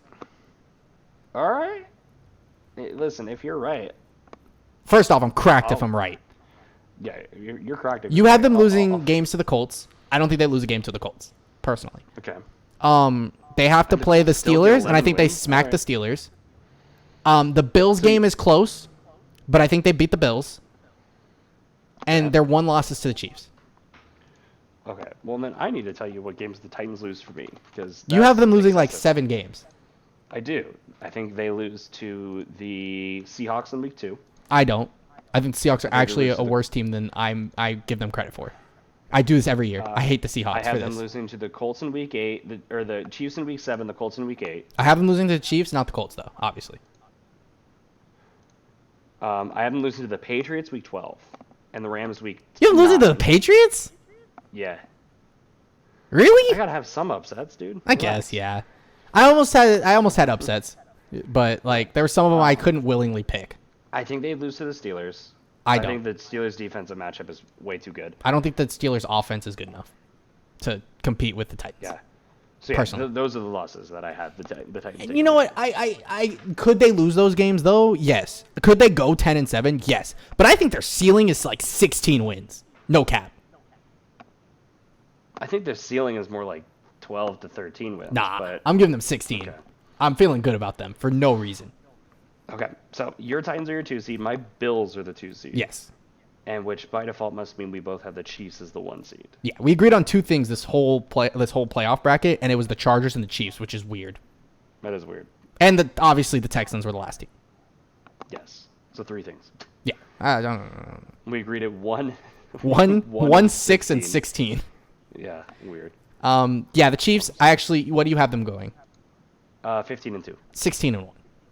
Okay. And the reason they get the 1 seed is because they won the tiebreaker. They beat the Titans, and they get the tiebreaker. Their 1 loss is to the Bills. Okay. I have them losing to the Ravens week 2. Oh, I'm sorry. No. That is the loss they have. Sorry, the Ravens. They losing to the Ravens. Okay. The Ravens just lose to the Browns and the Steelers. I had to give them 1 upset. It happened last year, so I thought it'd be interesting if it happened again this year. I have them losing Sunday Night Football week 10 to the Raiders. It's just an upset. I swear to God, if they do that, I'm gonna be very upset again. Yeah, it's gonna be a rogue upset. If it happens, though, you're a prophet. Just saying. If there is a team that could go 17-0 this year, it's the Chiefs. Absolutely. I think even more so than the Bucks. Yeah, no, I agree. The Bucks, I actually have them lower than like they're a top seed for me too, but like it's not I don't have them as crazy as the AFC. The AFC is nuts. Yes. My NFC feels a little, I guess, I don't even want to say realistic because you know how my NFC East is about to be, but yeah, unrealistic. Yeah. I don't know because it's really hard to judge. Okay, do we need to talk about the Chiefs? No, they're the Chiefs. No, they're the best team. As long as they are not Super Bowl Chiefs, they're fine. The thing with the Chiefs was they're healthy. Exactly. The Super Bowl Chiefs had a terrible O-line because their O-line got beat up. Yeah, they just need to be healthy. That's all it is. They picked up Joe Thuney. Mm-hmm. They picked up Orlando Brown. Yes, they're fine. Free agency. They're fine. They're fine. That's all they needed. That's all they need. That's all they needed. Clyde, stud. Mahomes, stud. Tyreek, stud. McCole Hardman. Stud. They lost Sammy Watkins to the Ravens. And? Another one we didn't get to talk about, but whatever. Who cares? I mean, yeah, but they still have McCole Hardman and Tyreek Hill and Travis fucking Kelce, so they're fine. Travis Kelce is the best tight end in the And NFL ever. He's insane. I'm gonna say it. He's the best tight end ever. Yeah, no, he's insane. Kelce's Their insane. defense is good. Like, yeah, the Chiefs are the best team in the NFL. We saying ever? We going ever? Ever. Yeah. I was gonna say Gronk, but no, I think Kelce's better than Gronk. Ever. Yeah, no. Okay. I'm for it. I think Tony Gonzalez is better than Gronk. But Travis Kelce is you know what? I also Gronk. can agree with that. I think Gronk is only up there because he played with Tom Brady. Gronk's 3. Gronk is pretty good.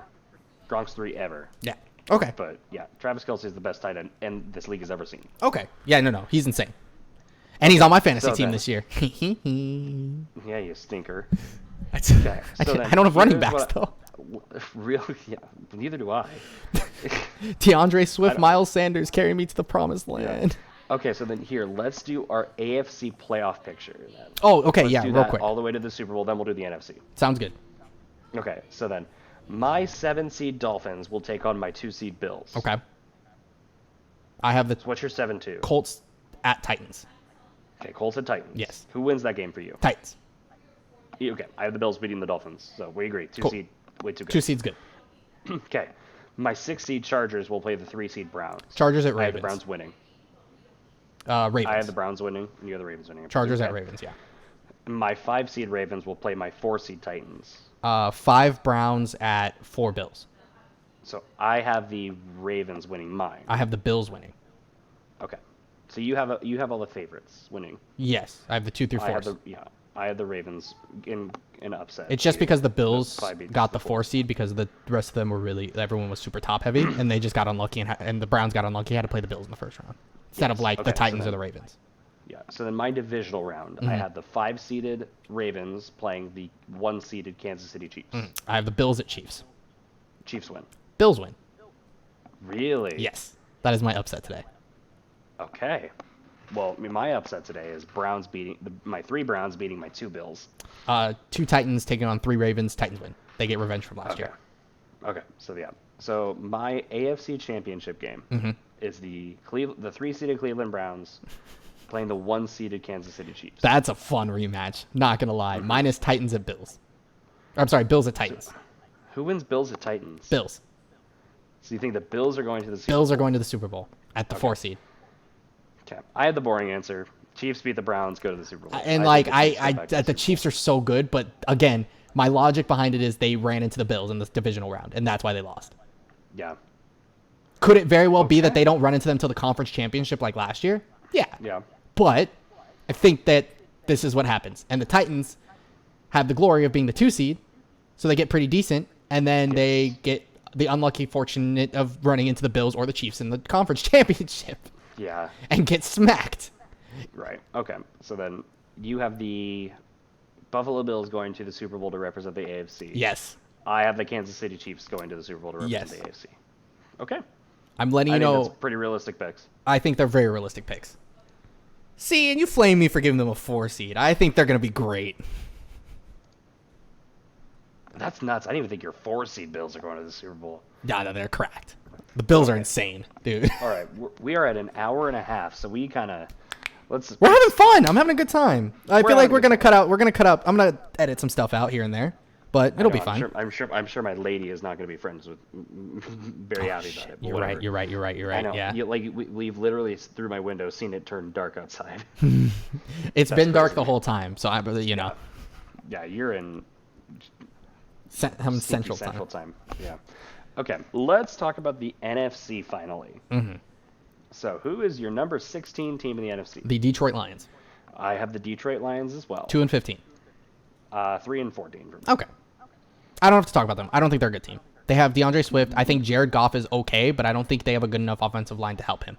The best player on the Detroit Lions is Penei Sewell. Absolutely. I don't think it's close. No. I don't trust Jared Goff. Nope. I don't think their receiver core is anything good. Nope. DeAndre Swift's solid. I think he's okay. I like their O-line just because I also like Frank Ragnow. But that's like it. Their defense isn't good. Yeah. They're the Texans from last year where they had one player that we were like, yeah, that's a good player. And that was it. Yeah, and it's an offensive lineman. Yeah. That's just significantly worse than, Deshaun Watson. But Yeah, Lions aren't good. yeah. Lions are 16. Okay. Cool. 15. Who's your 15? Minnesota.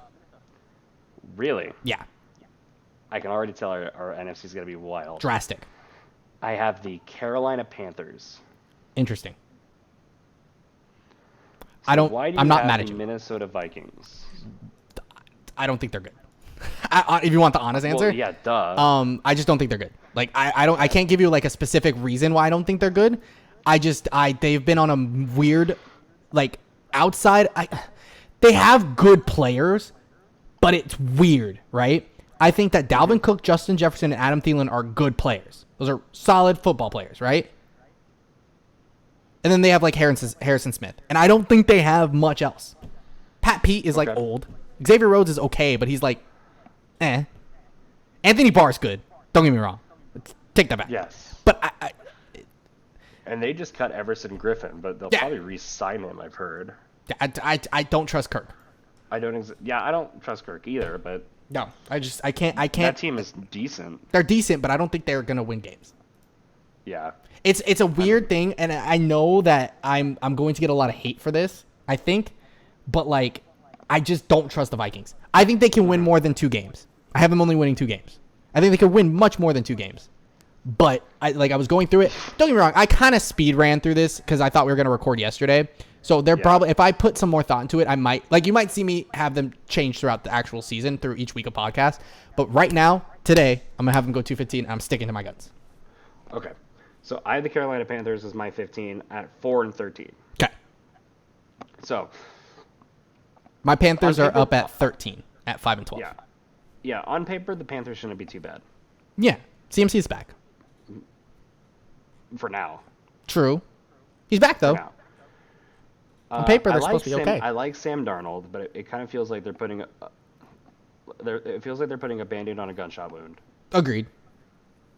So that's the thing I don't like about Sam Darnold. I like their receiver core. I don't think their defense is excellent. You know who Carolina should sign? Who? Cam Newton. Yeah, I for some reason I could see Cam Newton wearing a Panthers jersey. Yeah, it's interesting. I bet you if you Google Cam Newton Panthers, they already had the jersey swaps. I know they've probably been speculating it. It makes sense. Yeah, I don't know how I feel about the Panthers. They're just such a question mark team for me. Always. But here's the thing: my NFC is very middle heavy. Oh yeah, okay, everything's middle heavy in the NFC. The NFC is always like that though. Because after the Panthers, we're about to see a stretch of 7 teams who are either 7-10 or 8-9. Oh, dude, is my 14 through 8. Let me get through the next team, and then everything is 7. Everyone's 7-10 and above that. Yeah. After my next team, everyone has a 7-10 record or higher. Okay, so I had the Panthers at 15. I'm sorry. After the Panthers, after my Panthers at 13, everybody's 7-10 or higher. Okay. So then who is your 14? The football Giants, 4-13. Okay. I think they're the worst team in the NFC. NFC East, you mean? East. Okay. So, well, I have. But that's not saying much. 10. You know what I mean? Yeah, my number 14 team is the 7-10, and this is a very generous 7-10. Man, you're giving it to the Eagles. I already know where this is going. Philadelphia Eagles. Man, understandable. I think that's their floor. If you want my honesty, I think they have potential to be. I think they're. So I always say this, and I think they're a weird team. I want to hear your take on it, but I think I said at the beginning. I think they're a weird team. They have talent, but I don't know what that talent's going to be capable of yet. That's kind of how I feel too. Yeah. See, you think 7-10 is their floor. I think 7-10 is a very high ceiling for them. I genuinely think they can do better because their division's not that great, right? They can win games in their division. As the games just shook out, I realized, like, boy, the Eagles are winning a handful of games here. So I had the Eagles going 7-10. I felt the same way making their schedule though. When I was going through, I was like, man, I feel like I'm giving them too many wins. And I kind of agree with you in the idea that the Eagles just feel like a talented team that don't really have any cohesion. Yeah, and new coaches, a lot of new stuff. I don't have a reason to trust Nick Sirianni yet. No, I don't either. Seems like a weird choice for head coach, honestly. I agree. We were all. I even was surprised when we were talking about it. I was like, who's this guy? I'm skeptical of Jalen Hurts. I'm not. I think he has potential, but I'm like Teddy. Mm-hmm. I'm cautiously optimistic. I'm not as negative. I think he is a talent. I think he's a good. I think the thing that's going to make him the thing that makes me question him a little bit is where the age is on the roster. For example, our O-line, who's very those are vets, and those are talented veterans. Lane Johnson, Jason Kelsey, Brandon Brooks, those guys who are good, like really good in my opinion. Like, we have one of the best O-lines in the league when healthy. Good. They are... How are you going to be a leader for people like that? I understand how you're going to be a leader for, like, Smith, the young guys, J-Jaw, Miles Sanders, Boston Scott. I know how you're going to be a leader for them, right? Because they're your age. You know how to lead people that are younger or like around your age. It's those older guys. Are they going to follow? Zach Ertz, Dallas Goedert, those guys that are vets. That's the big question mark I still have. The biggest issue is gel with that team. Because last season there was nothing. Every time there was a big issue, it was like I felt like I was hearing the blame game, and it was terrible. Yeah. Okay. So here. The Eagles, I have them going 7-10. I think that's a pretty high ceiling. I think that's okay. Realistically, my opinion, I think the Eagles are a 5-6 win team.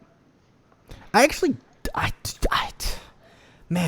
guess I think that they can do better. I don't know if it's just me being a fan or not, but I really look at it and I think they can do better. But every time I feel like they can do better, they suck. So I don't know. That's just I don't know. Yeah, I'm not going to tell you where the Eagles are at yet on my list because I need you. We have to get through the rest of this list first. I mean, they're probably at 1. They're not. I wish. Okay, so my 14 Eagles go 7-10. Your 14 team is the Giants go 4-13. But we did talk about the Giants. Okay, so let's talk about the Giants then while we're here. They're weird again. They didn't get better. I wanted to actually give them more wins, and then I was seeing videos out of their camp, and I was like, man. See, are y'all good? I disagree. I think the Giants did get better. I like the acquisition of Kenny Golladay a lot. That's a good pickup for them. Don't get me wrong. I think Darius Toney is also a good pickup for them, at wide receiver. But they didn't need more wide receivers. I listened to the things that Joe Judge says when during interviews about his team and stuff like that, and I'm kind of buying into it a little bit. I like Joe Judge as a coach. I have the Giants significantly higher than this. Proud of you. But I don't know. I think the Giants are the second best team in the NFC. I think it's the worst. Yeah. Yeah, I think our worst and our second best are flip-flopped right now. I think that this is a certified NFC East moment. What do you mean? That's what it is. This is just how the NFC East is going to go this year. It's how it always goes. We the Eagles should win, and then the football team comes out of nowhere and wins. Oh, the Cowboys should be good this year, and then the Giants win the division. And you're like, what? Yes. Yeah, the NFC East is the most unpredictable division in football, maybe besides the AFC South. Yeah. AFC South is nuts. AFC South is always weird. Yeah. It was especially nuts when the Texans, Titans, and Colts were all good. Yeah. That was crazy, yeah. That was a weird time for the AFC South. But yeah, no, the NFC East is always like that. It's hard to predict the NFC East. Yeah, it's either they're going to be very middle of the pack, all of them, or all terrible. They're that one time that the team is good, really good, and get a 1 or 2 seed, the rest of the division isn't good. When the Eagles won the Super Bowl, right? They were good. Nobody else made the playoffs. Yeah. They were good though. Or the year after that. The Cowboys were good. They went 10-6. Then the Eagles squeaked in at 9-7. It's just it just depends. Yeah, it's weird. Okay. The NFC East, I hate it. It's weird. It's either solid or not solid. It's weird. Who is your 13 in the NFC? 13 is the Carolina Panthers. 5-12. Okay, so that's your Panthers. Yeah. After that, everything is 7-10 or above for me as well. Okay, so then number 13 for me is my 7-10 Dallas Cowboys. Oh. Oh. Yeah. Is this going to be really interesting? No. Oh, okay. Whatever. No. It's not that big a difference. But yeah, I have the 7-10 Dallas Cowboys. I actually have them going worse than wow, okay. Yeah. I mean, sure. The Cowboys are weird. I don't know how Dak's going to play after an injury. I don't. They didn't get inherently better, right? They're the same team, but they have good players. How are they going to play? They always disappoint. I'm to that point where I don't like Zeke too much anymore. No, I agree. I am with you with that. And the reason I like Ezekiel Elliott, and I freaking hate the Cowboys. I like Ezekiel Elliott, but he doesn't look like he wants to play football anymore. Yeah. Fumbled so much last year. I don't know what. Like, he turned the ball over consistently. And the best part is they have a good O-line. The wide receiver core with CD, Amari Cooper, and Gallup is solid. It's so good. You kidding me? And Zeke is a to me, he is a once in a generation talent. He is a really good running back, and he just doesn't look like he wants to play football anymore. Yeah. And that's where it gets sucks. It just seems like, I agree, there's something off about Zeke. Mm-hmm. I don't know what it is. The thing about the Cowboys for me, though, is I still feel like there's a disconnect between Mike McCarthy and the team. Yes. I feel like there is issues with the defense. Mm-hmm. Micah Parsons, their rookie linebacker, was a start, but I don't necessarily think was the answer. Yeah. You know? I think they need to understand that Leighton Vander Esch isn't going to ever get healthy. See, here's the thing about the Cowboys and the Eagles, though. The Eagles going 7-10, I think, is the Eagles' ceiling. The Cowboys going 7-10, I think, genuinely is their floor. I do too. Like, I don't think they're a bad team. I just really hate that there's something wrong. And they won 6 games last year. Mm-hmm. Or 5, 6 or 5. They won 7 games. Did they win 7? No, because the football team went 7-9, and the Cowboys went like 6-10. So then, they would have been 6. Because they lost to the Giants. Because if the football team lost and didn't beat the Eagles, they would have. The Giants would have made the playoffs. They went 6-10 without Dak. But still, that's still 6-10. Yeah, and they cut the guy that helped them get some of those wins and traded the other one. So something feels off about the Cowboys. I don't know what it is. Okay, so I think they're gonna. I think what's gonna take them if they do better than 7 wins, which is what I have them. It's Dak playing how he needs to play, and I think Dak can help. I will give Dak crap on Twitter, on verbal, on everything because I'm an Eagles fan. It's because he's a Dallas He Cowboy, is a 4.5-star quarterback. He's good. He is a 4.5-star quarterback. I like Dak a lot. As much as it pains me to say it, in this division, he is the best quarterback in our division. Hands down. Like, it's not even close. Right? It ain't close. Like, and if you want to even take in the conference, dude, he's like 5th. 4th, maybe. Like, who? Aaron Rodgers, Tom Brady, Russell. Matt Stafford. You think Matt Stafford's better than him? Like, that's 4. He's 5. But I'm not saying I don't think Kyler Murray's better than him yet. Personally. Yeah, that was kind of the question mark one. It's a question mark, but I don't think so. Yeah, that's it. It's either 5 or 6. Yeah, it's either 5 or 6. Matt Ryan was an MVP. Yeah, but he's not that anymore. Yeah. Sorry. I love Matt Ryan, but he's not there anymore. No offense. Yeah. He plays for Falcons too, so it doesn't count. We know how we feel about the Falcons. Okay, so the Cowboys are such a question mark. Yeah. I feel like they could be good, but I feel like they won't. Yeah. I mean, it's just that's how the Cowboys always are. They're going to the Super Bowl and they finish last. Like, you never know. Yeah. Exactly. Okay, who is your number 12 team? In the NFC. The team we hate. The Atlanta Falcons? Yes. At 7-10. I gave them 7 wins. I was very gracious to them. At 7-10 for me, I have the Chicago Bears. Wow. Is our NFC wild? Oh. Wow. Interesting. I think I see where this is going. I think your NFC West is a little bit better than my NFC West. Yes. That's where I'm looking at right now. A lot of bit better. Wow. Mm-hmm. I did it. I did that. The Bears at 10? No, that's 11. Bears are 12. Oh, Bears are 12. Oh, crap. That's crazy. All right. Well, why? Rookie quarterback? Lame duck quarterback. It's not going to be Justin Fields until week 6. What do you mean? They announced him starter. Did they? Yeah. No. Yeah. They announced Andy Dalton as the starter. No. Wait, no way. I thought they... Yes. Hold on. Chicago Bears depth chart. Did they not announce him as the... It's literally Andy Dalton. Oh, it is Andy Dalton. Yeah, it's Andy Dalton. It should be Justin Fields. It should be, but it won't be. This is how I felt about Tua last season. Same situation. Yeah, so the Bears' offensive line is bad. Allen Robinson is the best player on the Bears offense, and it ain't close. Yeah, agreed.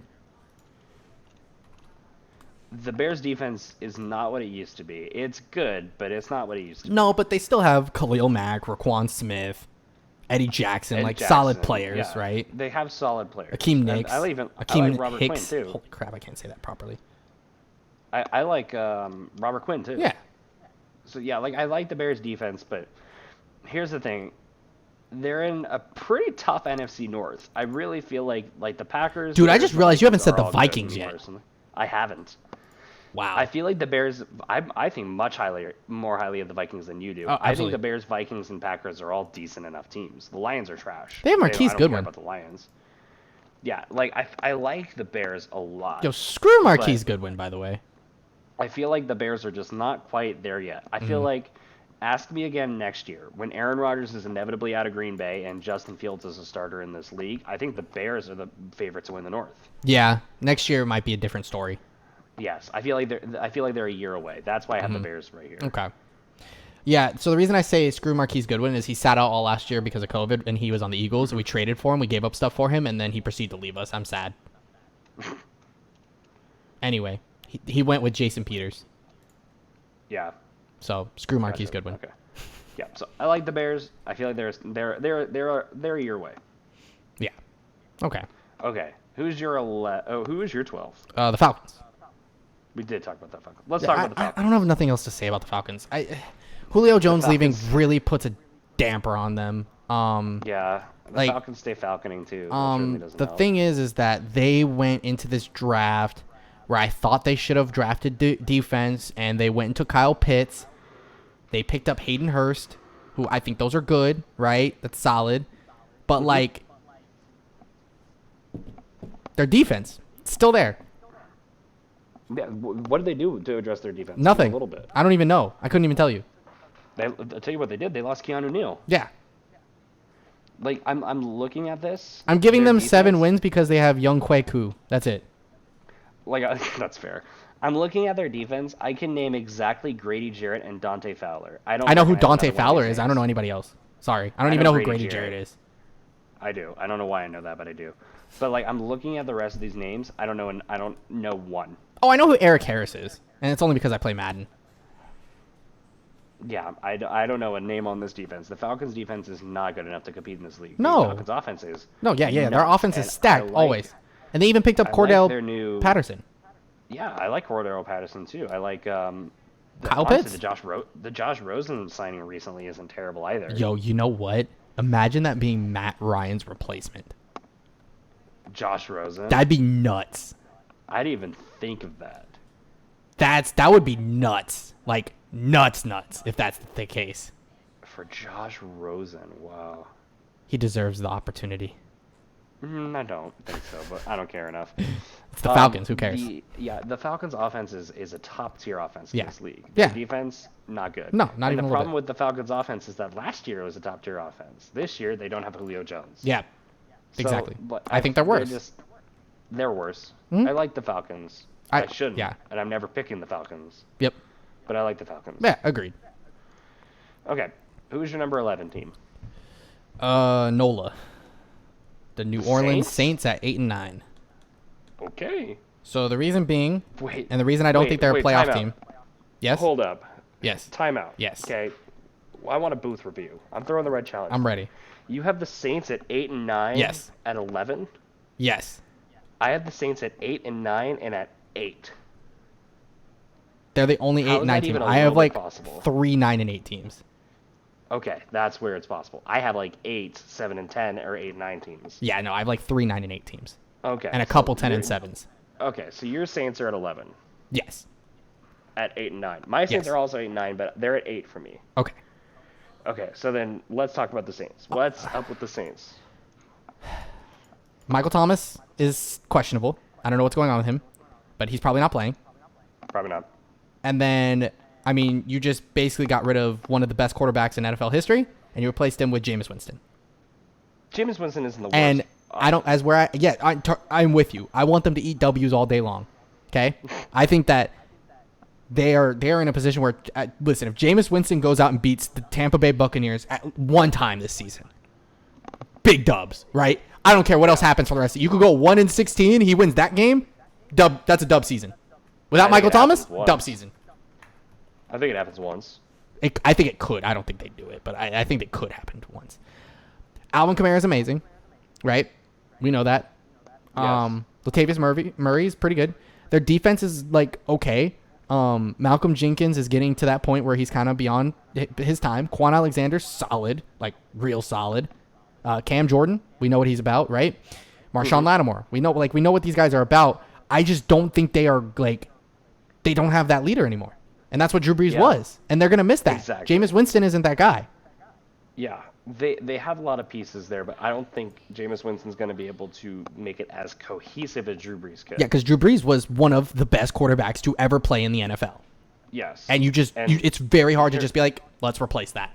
It's also really hard, too, because the Saints are a good team. The Saints have a bunch of pieces. Yeah, it's almost the same team. Dang near. Just Drew Brees. Jameis Winston is a good quarterback. I don't think Jameis Winston is the quarterback, though. No, not at all. So, yes, I agree with you. I actually really wish they might have. I wanted them to give Taysom Hill a chance before they gave Jameis Winston a chance. I think the Saints are a good team in the NFL. I don't think they're a great team. Yeah, agreed. Okay. All right, so your Saints is 11. My 11 we've already talked about is the Vikings. Yes. Okay. What are they going for you? 7-10. Okay. I mean, yeah. I think more highly of the Vikings. Yeah, I don't know why. I freaking hate the Vikings. Yeah. They always disappoint me. I don't know why. I feel like they either exceed my expectations or I just hate them. Like, it's one or the other. Yeah. So we're up at 10.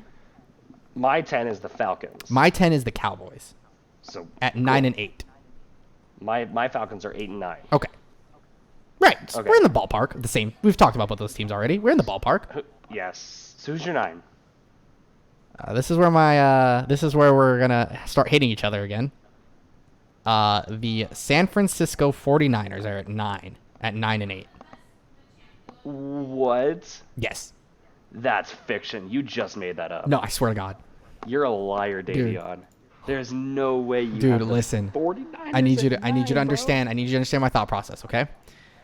Please. So they have a really good roster, right? Like a crazy good roster. Like Raheem Mostert's good. Their wide receivers are okay. Good. I'm gonna go okay. Their defense is great. Their defense is phenomenal, right? They have the second best tight end in the NFL. The only reason he's the second best because tight end is because because Travis Kelce's the best tight end ever. Yes, right. They have the best fullback probably ever. You know, ever. Kyle Juszczyk is a god. Who the f*** is playing quarterback? Who is leading this roster? Jimmy Garoppolo. Jimmy Garoppolo is not good enough to lead this roster. You can't tell me otherwise, bro. Jimmy Garoppolo wasn't good enough to lead the roster to the Super Bowl. It's the same thing. No, it's not the same thing because that team team felt like it had more. It felt like an energy. This team is coming off a weird season where everyone was hurt, and now they're going into a season where they're like, oh wait, are we actually good? And Jimmy Garoppolo got all these question marks because they drafted Trey Lance at like 3, and I just listen. I don't like it. There's a vibe. There's a vibe. I just can't vibe with it. I don't know what it is. You know what you're describing right now? The Philadelphia Eagles from last year? Yes. Yes. Absolutely. I'm telling you. You have the Eagles higher than the 49ers. Barely. Davion, you need a drug test. Nah. Trust the process. Hey, which one of us won predictions last year? You. Exactly. Who's gonna win it this year? Me. Me. I have 2 fingers and I'm pointing at me right now. Yo, I swear that's gonna be that's gonna be the bigger competition of the year. If I lose, I gotta go take a drug test. Bro, the 40. You please. Yeah, I like that idea. If I beat you in pick'ems, you gotta take a drug test. Dude, I just can't. I cannot vibe with the Niners right now. That's nuts. I don't know what it is about them. They just don't. Okay, so you want my honesty? I had them at 10-7, along with another team, and I dropped both of them 1 game each, because I think they had them both beating the Buccaneers or something like that, and I was like, no. Yeah, that doesn't happen. But no, the 49ers are a great team. The 49ers are a good team, provided they're healthy. I think they can be a good team. Like their ceiling is much higher. Like this is, to me, 9-8 is their bottom. Like bottom. That's it. That's their floor. Yeah, I would agree. But okay, but yeah, I think that's my prediction. I wanted to go 10-7, right? I just couldn't. I couldn't do it willingly. Okay, So your number 9 is the San Francisco Yes. 49ers. But it's like, dude, like 3 through like 10 to me can flip-flop. You know what? I'm going to retract a bunch of stuff I just said because I'm about to say something even arguably wilder. Okay. Who's your My number? number 9 team is the New York Giants. Oh, yeah, nah. Okay. Wait, what is their record? 8-9. You have them better than the Eagles? I do. Why? I need a reason. I like their offense, and I like Joe Judge. They have Daniel. You're saying? Do you think who's a better quarterback, Jalen Hurts or Daniel Jones? Jalen Hurts. Thank you. Okay. You know what? Better roster. You know what? Roster, I don't need to hear anything else. That's all I needed to hear. That's all I needed. Yeah, we're good. Who has the Saquon Barkley? God. Wide receiver core? Better. Don't get me wrong. Who has the better quarterback? The Eagles. Okay. Who has the better team? The Giants. That's all I needed to hear. Okay. I can respect your decisions, but I think the Giants are the worst team in our division, and you have them up. I think what's even more disrespectful is how you have them above the Cowboys. I do. I think that's more disrespectful. Fun fact. And I freaking hate the Cowboys. I like Joe Judge more than I like Mike McCarthy. That's crazy. Like, the rest of this is the NFC is about to get so like I think our 1 through like 4 is right. Our playoff teams, our division winners are correct. They're even. Everything else is crazy. In this league, you need to get your coach right. You need to get your quarterback right. Yeah. That's why the Chiefs are so good. Yeah. They got Andy Reid and Patrick Mahomes. Yeah. That's why the Cardinals are not. True. Because they have Kyler Murray, who's insanely good. Yeah, very and talented. Cliff Kingsbury, who's not. Yeah. Okay. So, I feel like I like Joe Judge more than I like Daniel Jones, and I feel like Joe Judge is going to be putting Daniel Jones on his back a little bit. Don't be surprised if next year the Giants are in the market for a new quarterback. They should have been in the market for a new quarterback this year. No, they're going to give Daniel Jones one more year. I agree with that decision. I'll let him slide. Don't be surprised next year if it happens. Okay. So number 9, Giants, Niners. My Giants, Niners. Who's your 8? Who's just missing the playoffs for you? Back-to-back years. Arizona Cardinals. Really? Okay. Yeah. For the reason you said. I honestly think that like Kyler Murray is great, but I think that they put pieces around him to work. But I think they're again like the same reason with the Niners. It's like it's not that I think that they're a bad team. I just really think that they have a weird vibe when it comes to how they're going to run their offense, and that's why they lost a couple games last year. You know, like we're both making some outrageous claims about the NFC. The NFC is it's you. If you're not making outrageous claims about the NFC, are you really in the NFC? Yeah, my process of elimination is going through ridiculously on overdrive right now. Yeah, because if your Cardinals are 8, I'm thinking of the teams that are in the playoffs. Yeah, I know, right? And my Saints are at 8. Yeah. You're thinking of the teams that are in my playoffs. You have the whole NFC West in the playoffs, and it's crazy to me. The entire NFC West. And I'm not. I you know what's crazy is I think that's reasonable. You know what's one thing we did agree on though? What's that? The South. Nobody but the Bucks. Yeah, that's fair.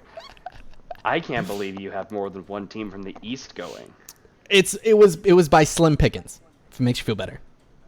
Yeah, I mean, for me too, it's pretty slim. It was really close. And I think, again, like I said, I think 3 through 10 are all interchangeable.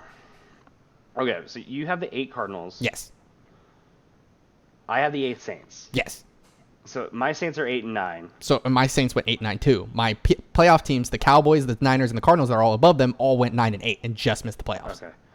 Okay. So then, let's talk about the playoffs then for the NFC. So who's your 7? No, you need to go first on this one. Mine's the Cardinals. Okay. Yeah. Makes perfect sense. Mine's the 9 and 8 Cardinals. Yeah, makes perfect sense. Okay. Mine's a different bird. It's the 10 and 7 Eagle. You're on crack. Listen, I'm telling you, I actually think this is their ceiling. I don't think they get more than 10 wins, right? There's no way they do it. I think the playoffs are fucking out of reach. Dude, I'm sorry. Every time something outside of like Chip Kelly sucks. But when we get a new coach, there's always a different vibe. This team is weird, but I think they have the talent, the talent to actually do well. Just because they're playing the East. And they're playing the last place teams. It's not like they're playing all the good teams. Mm-hmm. They're playing the last place teams, right? They can do it. They can beat the Lions, the Falcons, Yeah. Like, they could beat those teams. The Raiders, we could beat them. We play the Jets, we could beat the Jets. We definitely could beat everybody in our division at least one time. Winnable, Okay. That's just my opinion. Again, I think they have talent. It is unproved talent, though. And I will say that. So I think they do have I think they're when it comes to ceiling and like floor and ceiling, I always think it's within 3 games of each other. The Eagles, I feel like it is a weird floor and ceiling. I feel like they could win 4 games and that could be it. But they also like could hit 10 games because of who they play. Okay. Because just natural talent. That's just my mindset. But I also think that they could very well just get smacked and the Cardinals would squeak into the playoffs. Okay. That's it. I'm going to ask you this one time. I'm here. Is this bias? No, I swear to God. I went through and actually thought about the Eagles. I literally had to take off. My biasness would have given them 13 wins. Okay. I had to take off. I think I was like really thinking about it. I was like, there's no way they're going to beat the Cowboys in Jerry World that week. They're not going to beat this team. They're not going to beat this team, right? Like, they start the season pretty poorly, but they play a lot of bad teams still. Mm-hmm. Like, I'm serious. They play a lot of trash teams. Like, our extra game that got added on was the freaking Jets, dude. Like, yeah. No, we don't play good teams. Ours was the Lions. Right. Like, they don't play good teams. Yeah. But also, I guess, in a way, like, a lot of those games can be toss-ups. Like, I think that we could very well lose to the Broncos, but I also think we could very well beat the Broncos, right? We beat the Niners last year. Yeah, they were hurt, but, like, could beat them. They had George Kittle. That's all they need. Winnable. We beat the Saints last year at full health. Like, with Jalen Hurts starting and all those people hurt. Like, we didn't have Sanders. We didn't have none of those guys. You know who we did have? Freaking Jalen Hurts. Like, I don't know, dude. The team's weird. They can do it, though. Like, this is, to me, their ceiling. 10 is their ceiling. If they get more than 10, we all need to take drug tests. Or they need to take drug tests because I'm definitely, they're on something. Cheating. They're on something. They get more than 10, okay? Keep in mind, this is them not winning the division. This is them just 7 seed, right? Yeah. And they split. They split every game in the division. I have them going 3-3 in the division, so they split everyone in the division. I had them going 2-4. I forget why, but probably they lose both games to the football team, and they split Cowboys Giants. And I also had that for a second, but I felt like that they could beat the football team at home early on in the season. Okay. All right. So my 7 seed is the Cardinals. Yours is the Eagles. Yeah, it's understandable. Okay. My 6th best team is not my 6th seed. Okay. I think my 6th best team is worse than my 5 seed and my 4 seed. Because it's the NFC East force. Because it's the NFC East team. Yes. So, my 5 seed, who I think is the 5th best team in the division or in the conference, is the 49ers. Okay. Mine is the Chicago Bears. This was under the impression. I'm sorry. This is my 6th seed. I apologize. This is my 6th seed as well. Yeah, 10-7. My 6th seed is the 49ers. Yeah, 10-7 Bears, and the only reason that the Bears got the win over the Eagles was conference record. The Bears had a better conference record than the Eagles. Okay. I had the 10-7 49ers as well. Yeah, I have the Bears and Packers both smacking everyone in the North, and then they split with each other. Yeah, they both win their home games. That's how I have that. Okay. I think that's fair. I think it's possible. Yeah. Because the Lions suck. I don't think the Vikings are going to be good, but, you never know with them. They could be really good for some random reason. Yeah. Then the Bears, I guess, too, I was under the impression, I definitely thought that, what's-his-face was starting. Justin Fields? Yeah, I definitely thought he was starting. Nope, it is. Yeah, it's Andy. It's Andy D. Shoot. I feel like then I'm highballing them. Unless they bench Dalton early. I feel like it's going to happen like week 6. Yeah, I am with you on that. I think I might be highballing them then. Yeah. I'm going to stick to my guns for now. But don't be surprised if week 1 I have the Bears winning on my thing in the preseason one, and they're not winning week 1 in the actual thing. Yeah. So, my opinion. Okay. All right, so I have the 5-seeded San Francisco 49ers. I do feel like this is a return to form for the 49ers, provided that they're healthy. Jimmy Garoppolo is good enough to lead them to 10 wins, in my opinion. Good enough to lead them back to the Super Bowl? No. No. Yeah, I agree with that. I the Niners are 9-8 on mine, right? That's one more win. Yeah. But they would make the playoffs with that one more win in mine. Exactly. You know what I mean? Yeah. So like the Niners. I think their defense is really good. I like Nick Bosa. I still like Richard Sherman to an extent. I like their linebacking core. I think Fred Warner is one of the most underrated players in the NFL. I think Richard Sherman's washed, but that's just a personal opinion. Yeah, I think Fred Warner is one of the most underrated players in the NFL. I think he's genuinely like a top 20 player in the NFL. That's crazy. And nobody realizes it. No. Fred Warner is so good at football. But, hey, as long as you're... I like their running back core. I like their offensive line. I like their receiver core. Their quarterback. I like Kyle Shanahan as a coach. It's their quarterback. It's really their quarterback. I'll say this forever. I think the quarterback is giving me the weird vibes. That's all. I'm not going to commit to Jimmy's holding them back, but Jimmy isn't propelling them forward. Yeah. And I don't know if Trey Lance is the answer either. And that's the crazy thing. I think Jimmy Garoppolo is a pretty good candidate to be the next quarterback of the Houston Texans or the next quarterback of the Washington football team. You heard it here first. Okay. Well, you predicted Ryan Fitzpatrick last year, so...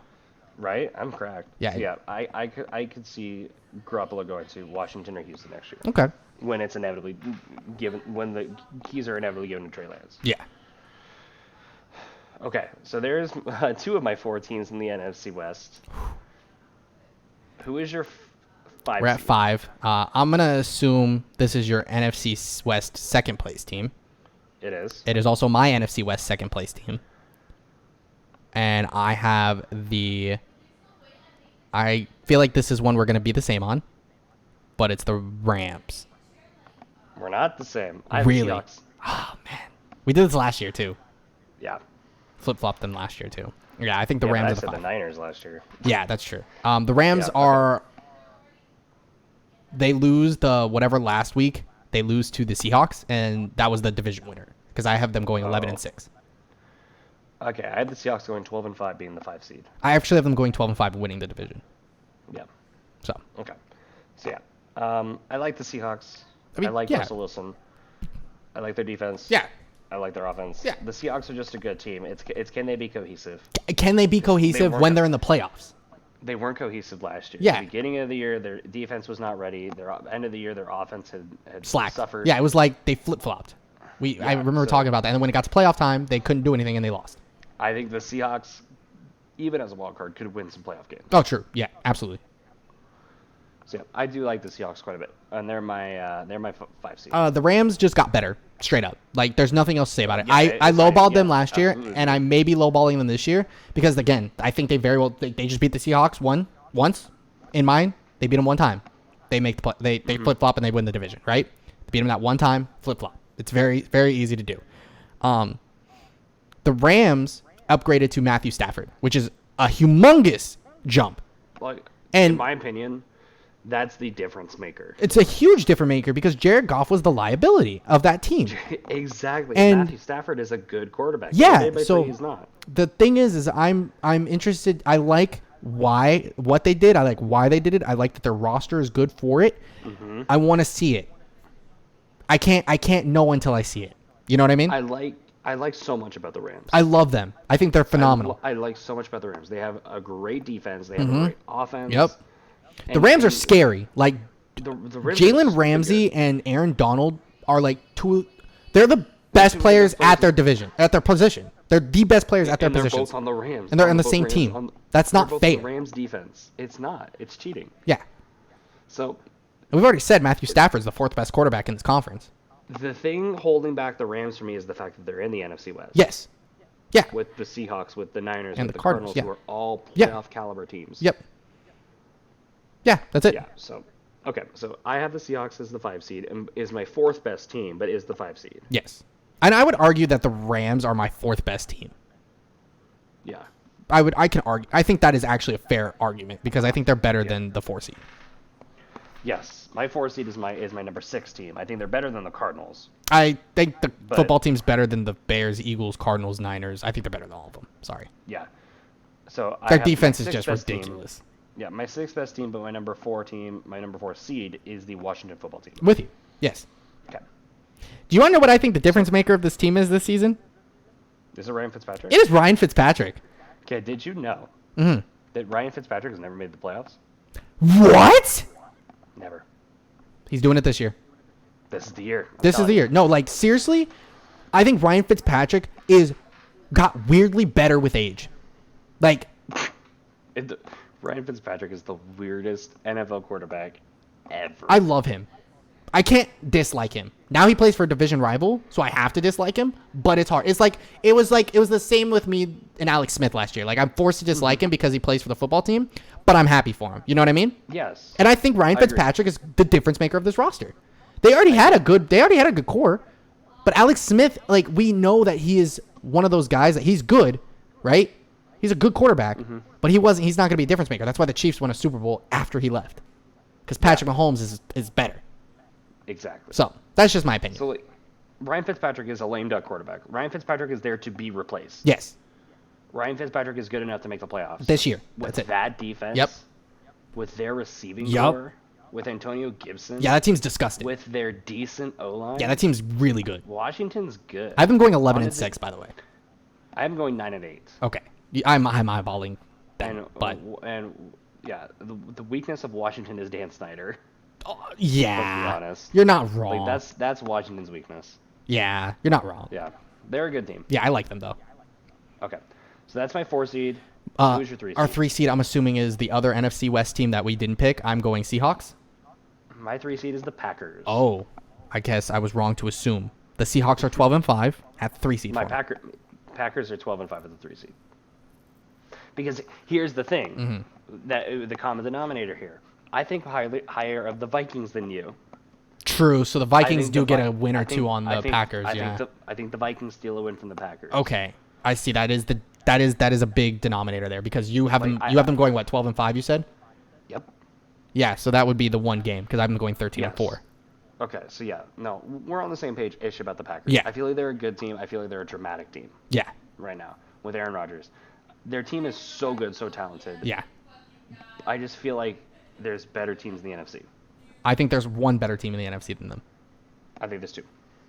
I can see why the Rams, though. They're disgusting, right? That team is disgustingly good. Yes, I believe in the Rams. The Seahawks, I'm giving you for the same reason. I think they're really talented. Like, Russell Wilson just will stuff.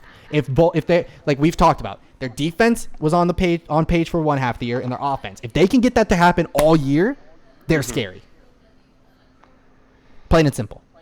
Yes. So. Okay, so then we must have the same 1 seed. Yeah, we do, because my 2 seed's the Packers. I'm assuming yours is the Rams. Correct. For reasons we've talked about. Yes. And I think the Packers are going to be good because Aaron Rodgers is good. I think the Rams are going to be because Matthew Stafford is the difference maker. Yes, he's a huge difference maker. And yeah, oh my gosh, that team is insane. I feel like the Rams can compensate for the pieces that they lost and have dramatically improved in the places that they need Like, the thing is, the pieces they lost, yet they still have two of the best defensive players in the league. Exactly. Like, their secondary got worse. Right? But they still have Jalen Ramsey sitting there.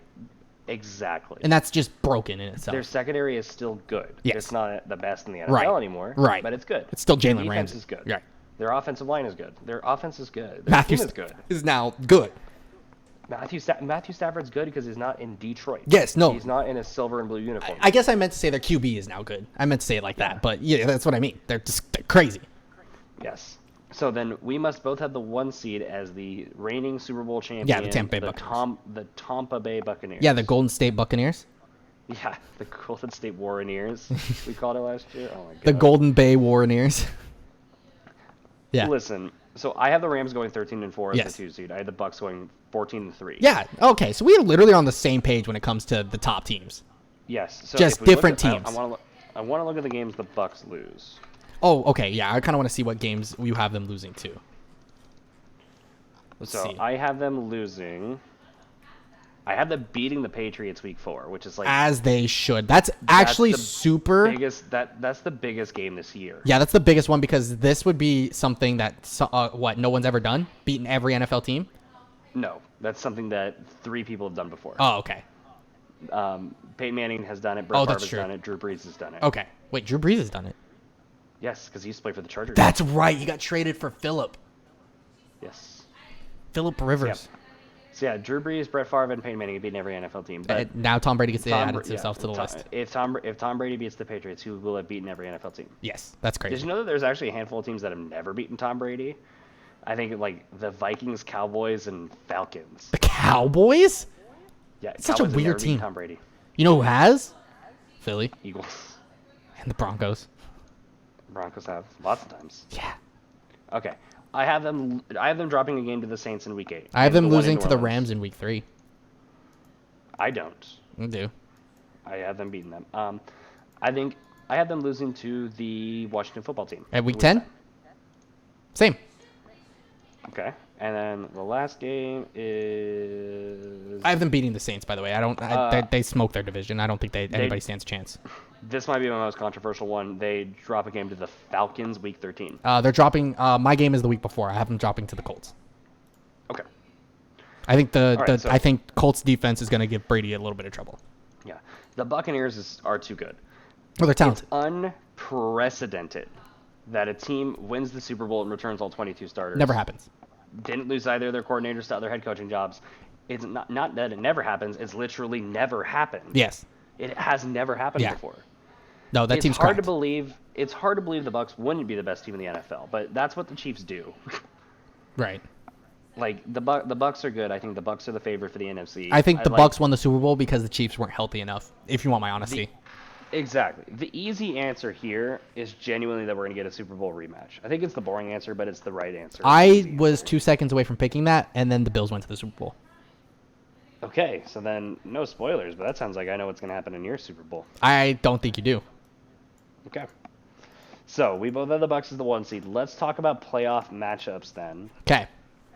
For the NFC. Yes. So Super Wildcard Weekend. I have the 2-seeded Rams taking on the 7-seeded Cardinals. Packers versus Eagles. No, I don't have a freaking upset. The Packers are smoking the Eagles in the playoffs. Yes. Okay, yeah. Rams will beat the Cardinals in Los Angeles. Yeah, that's just not... Yeah. Okay. I have the 3-seeded Packers taking on the 6-seeded 49ers. Seahawks versus Bears. I have the Seahawks winning. I have the Packers winning. Okay. And then I have my 4-seeded Washington football team taking on the 5-seeded Seahawks. Rams versus football team in Washington. Rams. I have the Seahawks in Washington. Cool. Okay, so then that means... I kind of want to change one of my answers after careful analysis. I'm gonna stick with my guns. Stick with my guns. I'll tell you which one I want to change though. I bet you it's the one I want to change. Yeah, probably. Actually, probably not. We don't have any of the same teams. Oh, like what? My 1 seed, my matchups are Rams at Bucks and Seahawks at Packers. I feel like we have different matchups right now. Yeah. Whatever. It is what it is. We're all good. Yeah. Okay, so I have the ones in the divisional round, the 1-seeded Buccaneers taking on the 5-seeded Seahawks. Yeah, Bucks at Rams for me, and I have the Bucks winning. Bucks win. Okay. I want to change that one though. I kind of want the Rams to win. I have the Rams in Los Angeles playing the Packers. Packers in Green Bay against the Seahawks. 2 and 3. I have the Rams winning. I have the Packers winning. Okay. So then my NFC Championship is the 2-seeded LA Rams taking on the 1-seeded Tampa Bay Buccaneers. So this is where I wish I would have picked the Rams, low key. But I have Packers at Bucks. Okay. Who do you have winning? Who wins that game? Nah, you first. Rams in an upset, just because Bucks Chiefs is a boring Super Bowl. Packers in an upset. Okay. So I have Packers v Bills. Packers Bills. My dream Super Bowl matchup from last year. Yeah. I have my dream Super Bowl matchup from 3 years ago. Yeah, like 3 years ago when the Patriots Rams. Yeah, mine was. I remember we talked about it because I was like, dude, I either want the Chiefs and the Rams to go, or I want the Patriots and the Saints to go. Any mix of them is going to be awkward. And it was. I would have taken Chiefs Saints. Yeah, that would have been cool. That would have been okay. Like that, literally, we got the objectively worst matchup. Exactly, Patriots Rams sucked. Yeah. So this is my dream Super Bowl matchup from 3 years ago. I have the Los Angeles Rams at home because the Super Bowl's in SoFi Stadium. So back-to-back years? Back-to-back years. I have the Los Angeles Rams taking on the Kansas City Never happened before. Proceeds to happen 2 years in a row. Right. Okay, so I have Packers I have the LA Rams and Bills and in SoFi. You have the Packers and the Bills. Imagine we got Chargers-Rams this year. That'd be nuts. That'd be insane. So the NFL would get so much money for that, though. It would. Okay, Packers, Bills. Who wins the Super Bowl? What's the score? So I didn't get a score, right? I can think of one on the spot. But I put a lot of thought into this playoff run. Not going to lie. This was the one I did. I actually took time and put a lot of thought into this. And the difference maker for me was I think the Bills were so close last year that they do it this year, right? And the Packers weren't. It's not that they were so close last year, because I think Tom Brady was better. I think Aaron Rodgers screwed up. Like, I don't think he played well enough to win that game, right? They were there. They made a little too many mistakes at the end. Mm-hmm. There's been, some speculation around Aaron Rodgers, Devontae Adams, all those guys this year, right? The Packers, and they're going to be doing some overhauling. I think they're going to be a very different team next season. I agree. But there's one thing in particular that made me go with the Packers winning the Super Bowl this year. Okay. Devontae Adams and Aaron Rodgers decided that they wanted to put a picture on Instagram of Michael Jordan and Scottie Pippen, which, if you do not know what that symbolizes, no, they're not Michael Jordan and Scottie Pippen, guys. It symbolizes this is the last dance. This is the last run. Do you know what happened with Michael Jordan and Scottie Pippen when they were running on their last dance? They won their 6th championship together. So I think they are going to win a championship this year. That is my case. I like how you said 28-24. That is it. 28-24 Packers. Okay. I like you said Scottie Pimpin twice. Did I say Pimpin? I meant Pimpin twice. Pippin. On 2 occasions. Gosh, I live in Chicago. I'm sorry, guys. Yes. Okay. Sorry, so Chicagoans. I have Chiefs Rams. This is kind of a dream Super Bowl match. This would be nuts still, though. Like, this is basically the dude, Super could you Bowl imagine being Matt shootout. Stafford never going to a playoffs and then proceeding to go to the Super Bowl? It'd be nuts. That'd be wild. This is what we call the Super Bowl version of a shootout. Oh, yeah. Remember when we had Chiefs-Rams the first time? That Monday night game? Yeah. Vividly. Yeah, it was like 54-51 or something crazy like that. That was the most fun I've ever had watching football in a long time. Mm-hmm. That was a good game. I think it's hard to say a Super Bowl is going to be 54-51. No, of course, right. Okay. Especially when you have that feel Rams like- defense. Because they didn't have Jalen Ramsey that time they played the first time.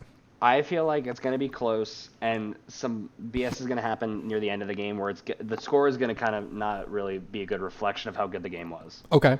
So I think the Chiefs win the Super Bowl. Ooh. 2 out of 3 years. Okay. By a score of 35-24. You know what? When you said that it was going to be controversial, the first score that came to mind was 35-24. Mm-hmm. I was almost like, Really? he's going to say 35-24. I really wish I would have said something out loud. Wow, that would have been nuts. Like, straight up thought, like, 35-24 is one of the most controversial. Because every time you play a game, you get to the point where it's like 28-24, a pick six happens, right? Exactly. Like, yes. you're making the game-winning drive, pick six happens. They close out the game. Yeah, I could see some Chiefs being like something happening in the last like 3 minutes. Like the Rams need to stop them to go score because it's 28-24. Mm-hmm. But then the Chiefs score and put it away. Yeah, exactly. Something like that. Something nuts happens. Yes. So yeah, so you Okay. have the Packers beating Telling the you, Bills. the last dance, bro. Last dance. 24. Feeling I last have the dancey. Chiefs beating the Rams 35-24. I'm going I low key though. I will say this: the Rams, even if they're the 5 seed, could go to the Super Bowl. They could. The Rams are really good, dude. Rams are really good. No, they're really good. Like, straight up, Packers. I feel like Bucks, Packers, Rams. That might be it. I think those are the Super Bowl teams of the NFC. I'll even argue Seahawks. I don't think the Packers are, in my opinion. I think I don't know what it is. I'm telling you, I know I'm a statistics person and I'm a logical person, but sometimes you just gotta let fate be fate. I don't know why. There's this weird feeling in my gut. Packers are feeling good. Yeah, I don't like the Packers to go to the Super Bowl. Because like Milwaukee, the Bucks just won a championship. Could you imagine Green Bay winning the championship the same year? Last year it was all the Tampa Bay teams. Yeah. Tampa Bay Lightning won. My NFC contenders are really, I think, more than anyone, it's the Bucks, Rams, and Seahawks. Yeah, I think the Seahawks are contenders. I truly think the Packers are a contender. Yeah. You got to think they were a couple mistakes away from going to the Super Bowl last year. Yeah, I think my AFC contenders are the Chiefs, Bills, and Rams, and Ravens. Chiefs, Bills, Rams. I'm sorry, Chiefs, Bills, Browns, and Ravens. I think the Titans are contenders too, personally. I don't. I do. I think Julio really adds an aspect to them that they didn't have. Yeah. That's just me. All right. So you heard it here first, listeners. When we're right, you owe us money. I swear to God, if you guys go put money on the Packers to win the Super Bowl right now and you win, I better get up like 1%. Yeah, just Just at least like a thank you. Dude, like donation link will be in the description below. I just expect the percentage, okay? It's like your PayPal. Exactly. There you go. All right, well that is it. The first episode's always super long. Yes, are we doing? I was not expecting to go 2.5 hours. Neither was I. This is longer than the last one. Yeah, actually it was. We like to talk about teams too much. We do. We're gonna do a separate one for week 1. Yes. And then we'll go from there. So thank you guys so much for watching. If you did enjoy, make sure you hit the like button down below for us, because your support is always appreciated, because I can say that now because we're on YouTube. And if you guys really did enjoy hanging out with us, or you're listening on Spotify later, go ahead and hit the heart that's next to it, add it to your likes, and then hit a follow on us so we can see the active listeners. It really helps us out and shows us, kind of gives us the vibes of what's going on. So if everything's like slightly late, again, I moved. Still not everything's up to date. Got a new computer, a lot of crazy stuff. So I'm sorry ahead of time, but we will do our absolute best. First game of the season is Buccaneers at Cowboys, right? Or is it Cowboys at Bucks? I think it's Cowboys at Bucks. I am picking the Bucks to win the first game of the season. So me too. This is out. Who wouldn't? If this is out if it goes out on a Friday for some reason, we miss Thursday Night Football, that's my prediction. Just so we're aware. Yeah. Thank you guys so much for hanging out. I'm gonna go with the Bucks too. Yeah, exactly. Thank you guys for hanging out. We appreciate all y'all. I'm gonna get there, go out of here. Eric, is there any closing remarks you have to say? I got nothing. I'm so excited football's back. Yeah, football's going to be a lot of fun. I'm excited. Yes. I genuinely I know I have the mental feeling in my back of my mind that the Eagles are probably going to suck, and that's the first time in a couple years that I've had to feel that way, knowing before the season, they're going to suck. But I know. September 1st. It's usually when you get that chill down your spine. Yep. And college football starts this weekend, and pro football starts next week. Yep. It's happening. Let's do this thing. We're going to get out of here. Thank you guys so much for watching Behind the Plays. I'm Davion with Eric, so we're out. Peace. See ya. Bye-bye.